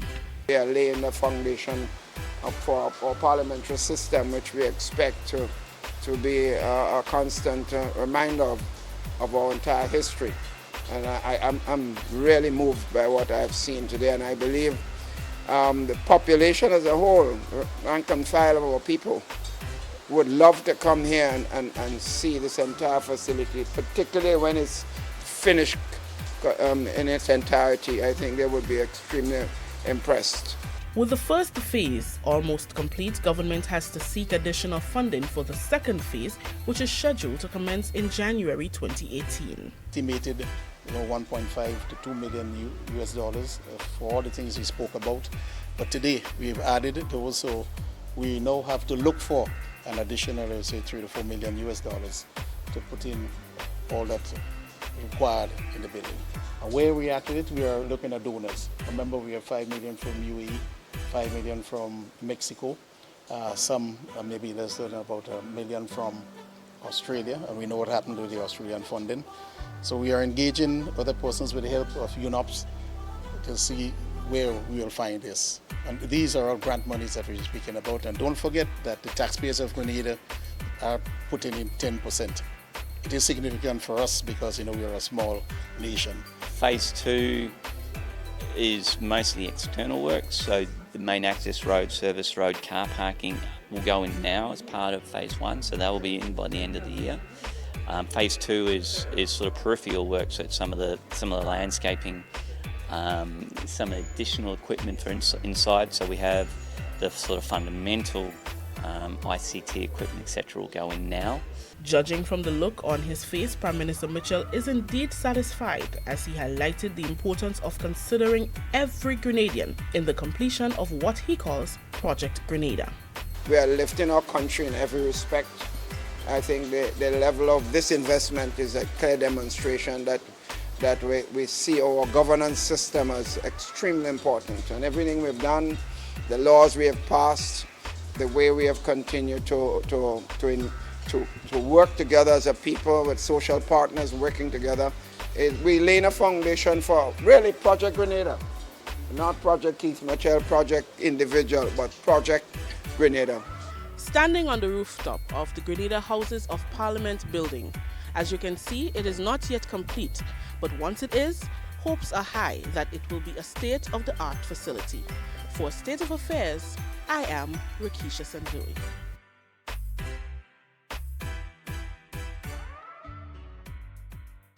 These are the images from across Grenada. This is State of Affairs. More stories from the heartland after this. Madam, what it is you doing there? You could hurt yourself and hurt the baby too, Thank you, sir, for your concern, but I am in no distress.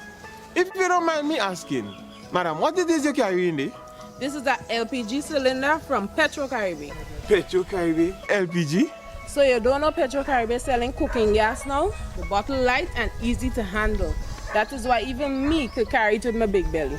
And sir, the best part is the price better than the rest. Wow.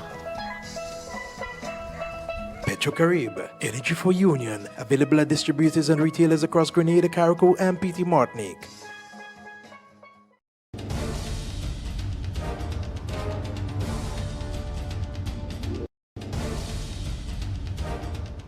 The Imani program has for a long time came under immense scrutiny, with some believing it's ineffective. But on a recent visit to the General Hospital, Youth Minister Senator Pamela Moses proved otherwise. June Paul has the story.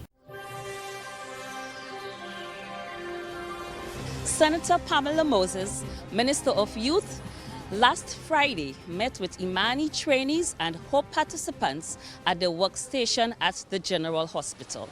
Good to see you. I'm seeing you too. One of our hardest workers here. I know she works so hard. Very hard. Yeah.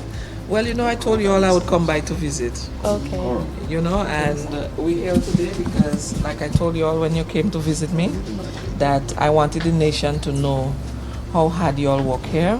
I wanted the nation to know all the contribution that you're making. But most importantly, I want the nation to see how you feel about your work and how positive and, you know, enthusiastic you are about what you do. Okay. And, you know, we're just here for you to share. My name is Elisa. I'm a dietary aide assigned to the General Hospital, a female surgical ward. I have been here for the past 5 years. One of the longest dietary aide. We assist with breakfast, lunch, and supper. How are you doing, my I'm dear? good. Good to meet you. Nice. Pleasure is all mine. Wonderful. Well, Yes. we met before already. Of course. Yes. Mhm. And like you know, we're here to visit. And we want you to share with us what it is that you do here at the hospital. You know, so that the nation could know what a significant contribution you're making as Imani trainees to the development of this country. Okay. I first entered the program from the beginning. When I first entered the hospital, I had training in various departments, and I must say the experience was great. Those were living testimonies of 2 recruits currently under the HOPE program who were elated to see the island's youth minister, Senator Pamela Moses. She spent most of her morning visiting them along with their colleagues at their workstations at the General Hospital on September 8th. On arrival at the hospital, the Director of Hospital Services, Mistress Esther Henry Fleury, greeted and welcomed Senator Moses to the facility where the 2 government officials spoke briefly. You have many of our trainees here, and so we take the opportunity today to come visit, to show support, let them know that we appreciate what they're doing. And you know, we trust that we can continue this great partnership that we have with the Ministry of Health and the Ministry of Youth in serving the nation.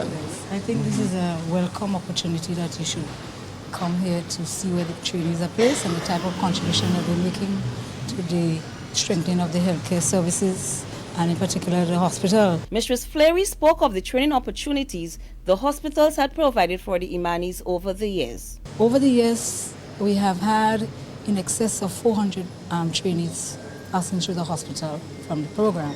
Currently we have just over 150. Prior to that we have had little challenges here and there, but we have developed a structure within the hospital to ensure that they get the best experience that we can offer. Having managed and guided several young people throughout the years, Fleury urged the public to appreciate the benefits of the program. The public did not see the Imani program as something that we put young people in to forget about them.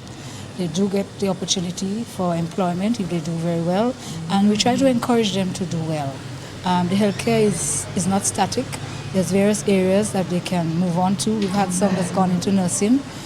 We have persons in the lab, laboratory assistants and technical people up there that's strengthening the laboratory services. We have them in the medical records department, in the finance department, on the wards, the dietary department. So they have been able to, to really strengthen the hospital services, particularly supporting the work of the nurses. If you recall, prior to the program coming on stream, the nurses had to be responsible for feeding the patients, doing the pantry work and so on.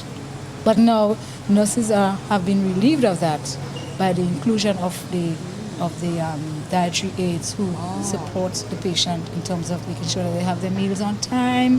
Following the brief meeting with the hospital director, the youth minister and her team went around the facility where they met some of the trainees who spoke of their roles and functions. My job is basically to make sure that whenever a patient is admitted to the ward, I have to get their face sheet, get it registered, get the old notes for that patient if they have, and if they have to get any old x-rays or ultrasounds, I bring down to the ward.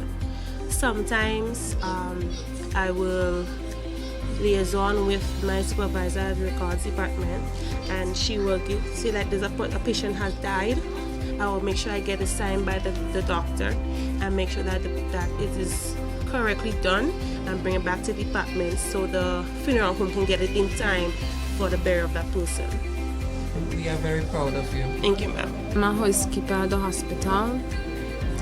I make sure that the environment are clean so that the patient could get better. Ladies, you do excellent work. I'm actually in charge of entering, like, data entry for basically the whole hospital, like the nurses, all departments, and I do the vacation leaves, I do sick leaves, I do resumption forms, and so on. I enter, I do reports at every 3 months. I would hand up a report of how many sick leaves come in, how many vacation forms comes in, everything like that.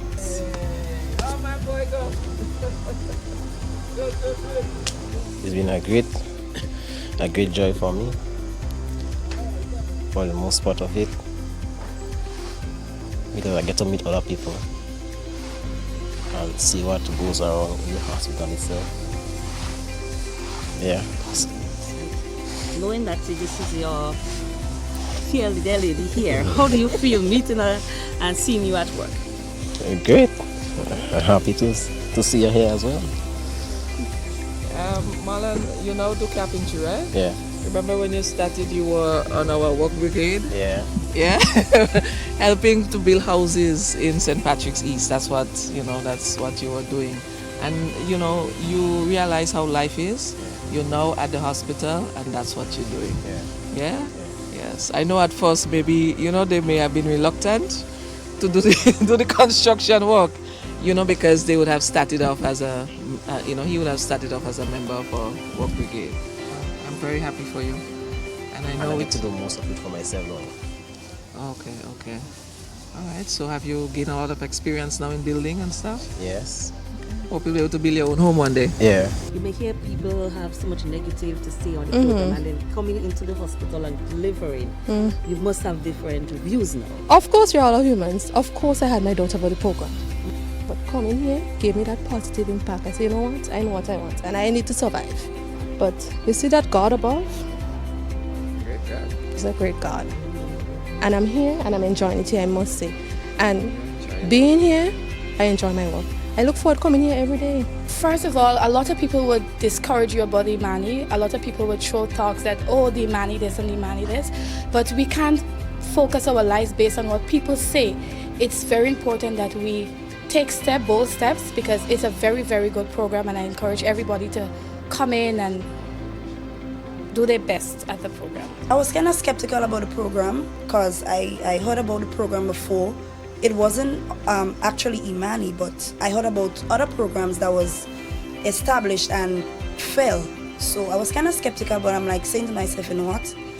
I need something to go by. I have kids that I have to send to school, pay school fees, do things, take care of my home.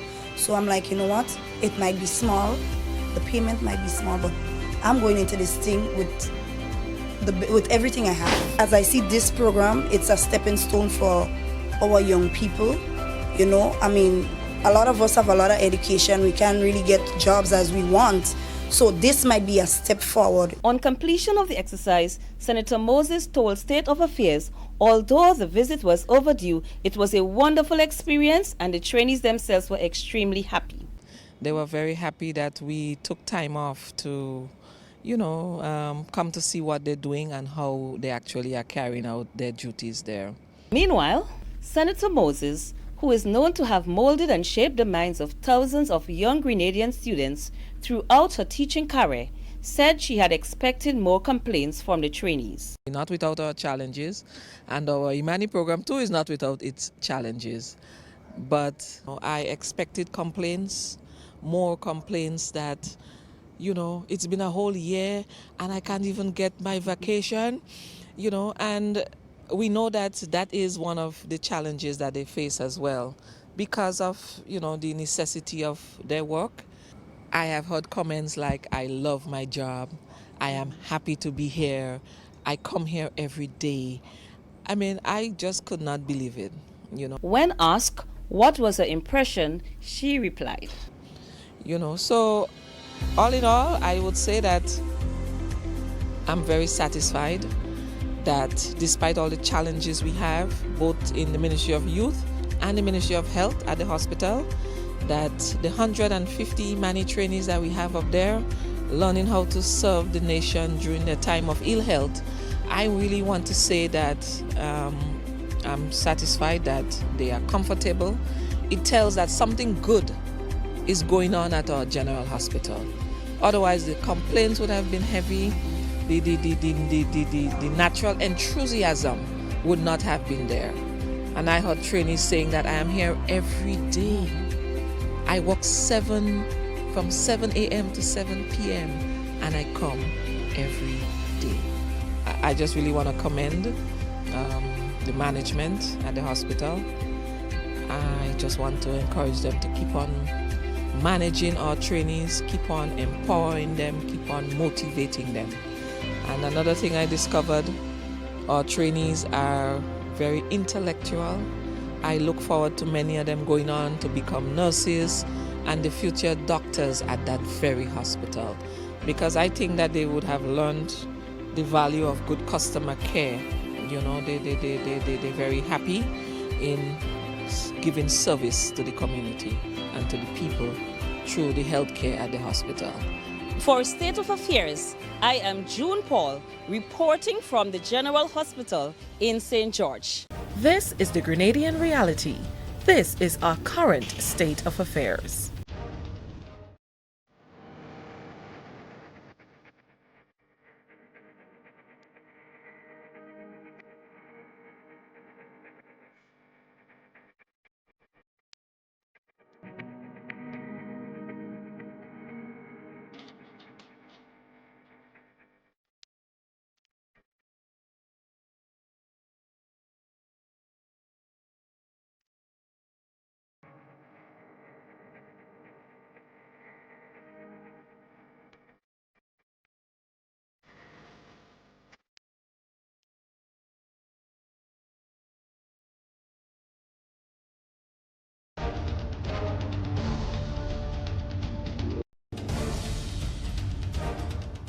The budget conversation continues as government gets ready to present to the nation the estimates of revenue and expenditure. A recent meeting with agriculture officials and workers proved fruitful. We are in the process of preparing the 2018 budget. And the primary focus, the primary purpose of this engagement here is to hear from you as regards to what you think should go into the 2018 budget that would be able to assist the farming community. And so the budget consultation caravan continues, this time at Baines Hall, Grenville, St. Andrew, where officials from the farming and fishing community got the opportunity to make suggestions and recommendations for the way forward for the sector. The agriculture sector is important for rural employment and income. Thirdly, the sector is important as a means for earning foreign exchange. The agriculture sector is a major player in the sustainable development of the country. Food security, jobs, and foreign exchange earnings are just a few benefits this sector offers. But like all else, the agriculture industry is laden with many challenges that began as far back as Hurricane Ivan in 2004, when 95% of crops were destroyed.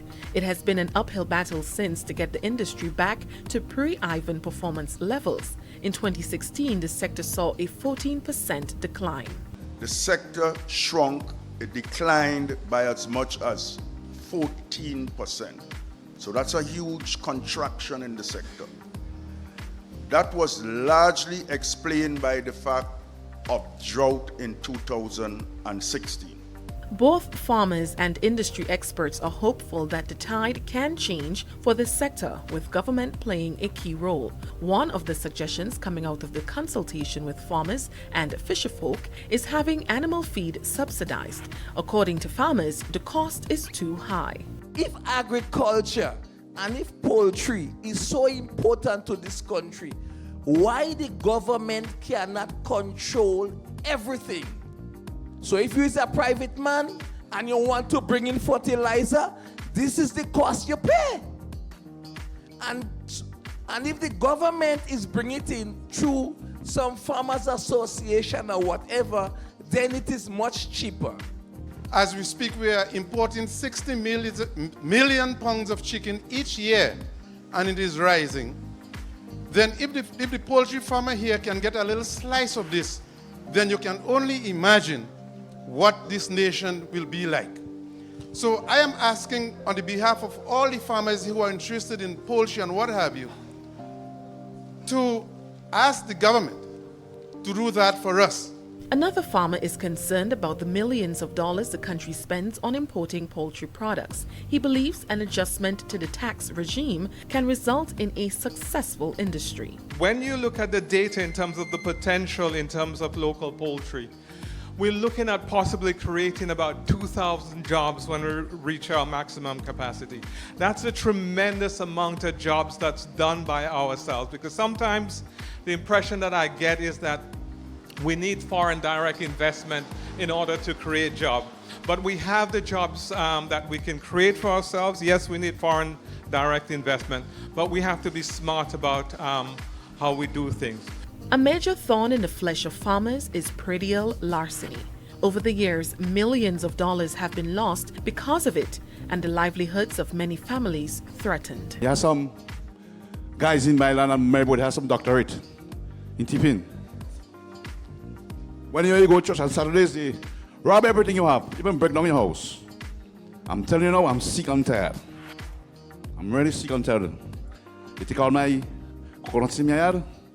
I have 2 acres of land with the yams, only half bag I get. We do feel the hurt and pain of farmers, because if you have 500 soursop trees and you cannot even have access to the market with your bark or with a soursop leaf, that is a real challenge. This is a big issue in the Eastern Division, transportation. And we don't just need a transport to move around. We need a four-wheel transport in order to go towards the farms on a regular basis. Even in the face of these problems, there are many partners working with government to take the sector to the next level. Agencies like the Marketing and National Importing Board have come up with a strategy that puts farmers on a production schedule to avoid the issue of glut on the market. What we've seen for that particular one farmer that I just ran an example before I came up here, in 2016, he sold to us and he made $2,500. In 2017, he made $50,000 by simply following a production schedule. So we want to present to you today that for us to really address local production, we have to operate on a schedule. It must be on a schedule and linked with some communication on both sides. So that is one module that a model I want to present to address the production issue. He believes, however, that in order for this to work, there must be an open line of communication between farmers and the board. If the farmer plants and then he comes to sell right on the spot, it's difficult for us to find a market immediately. It don't work that way. If the farmer tells us ahead of time that he intends to plant, this is what he plans to plant, then we have an ability to say to him, make sense, go right ahead, or why not reduce a little bit in this area and plant something else. So the farmer is virtually assured that he has a reasonable market, and then we're virtually assured that with all things being equal, including the weather, we have a good sense as to what is going to come, so we know how to market it. The Market Access and Rural Enterprise Program reported success in securing funds to implement projects that is sure to benefit small farmers. This money is directed, a lot of it is primarily towards agricultural division. And let me outline briefly here where it is going. We must be concerned with the climate change that is happening right now and the challenges it would face for small farmers in particular, for them to be sustainable. And therefore, a lot of this funds is directed to the small farmers, not to all farmers, to the small rural farmers in particular, dealing with matters of water management, drainage, irrigation, storage, and most important, we heard about the problem with accessing loan from banks. Small farmers will be able to get grants of up to about 8,000 US, about 21,000 Eastern Caribbean dollars. Looking ahead, it's clear that the road will be a tough one to travel, but farmers, government, and its partners are ready to do what they can to up the sector's performance strategically. In fact, hope has been restored as many look ahead with great anticipation. For State of Affairs, I am Abigail McIntyre. And that's our picture this week from the home front. That's the current state of affairs. As we speak, our reporters and producers are gathering more stories from across Grenada as we prepare to tell them. I am Abigail McIntyre.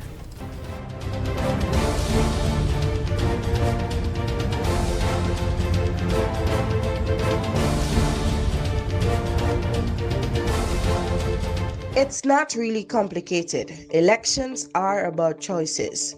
On March 13th, choose to keep Grenada moving forward. Mark an X next to the House. Vote competence. Vote NNP.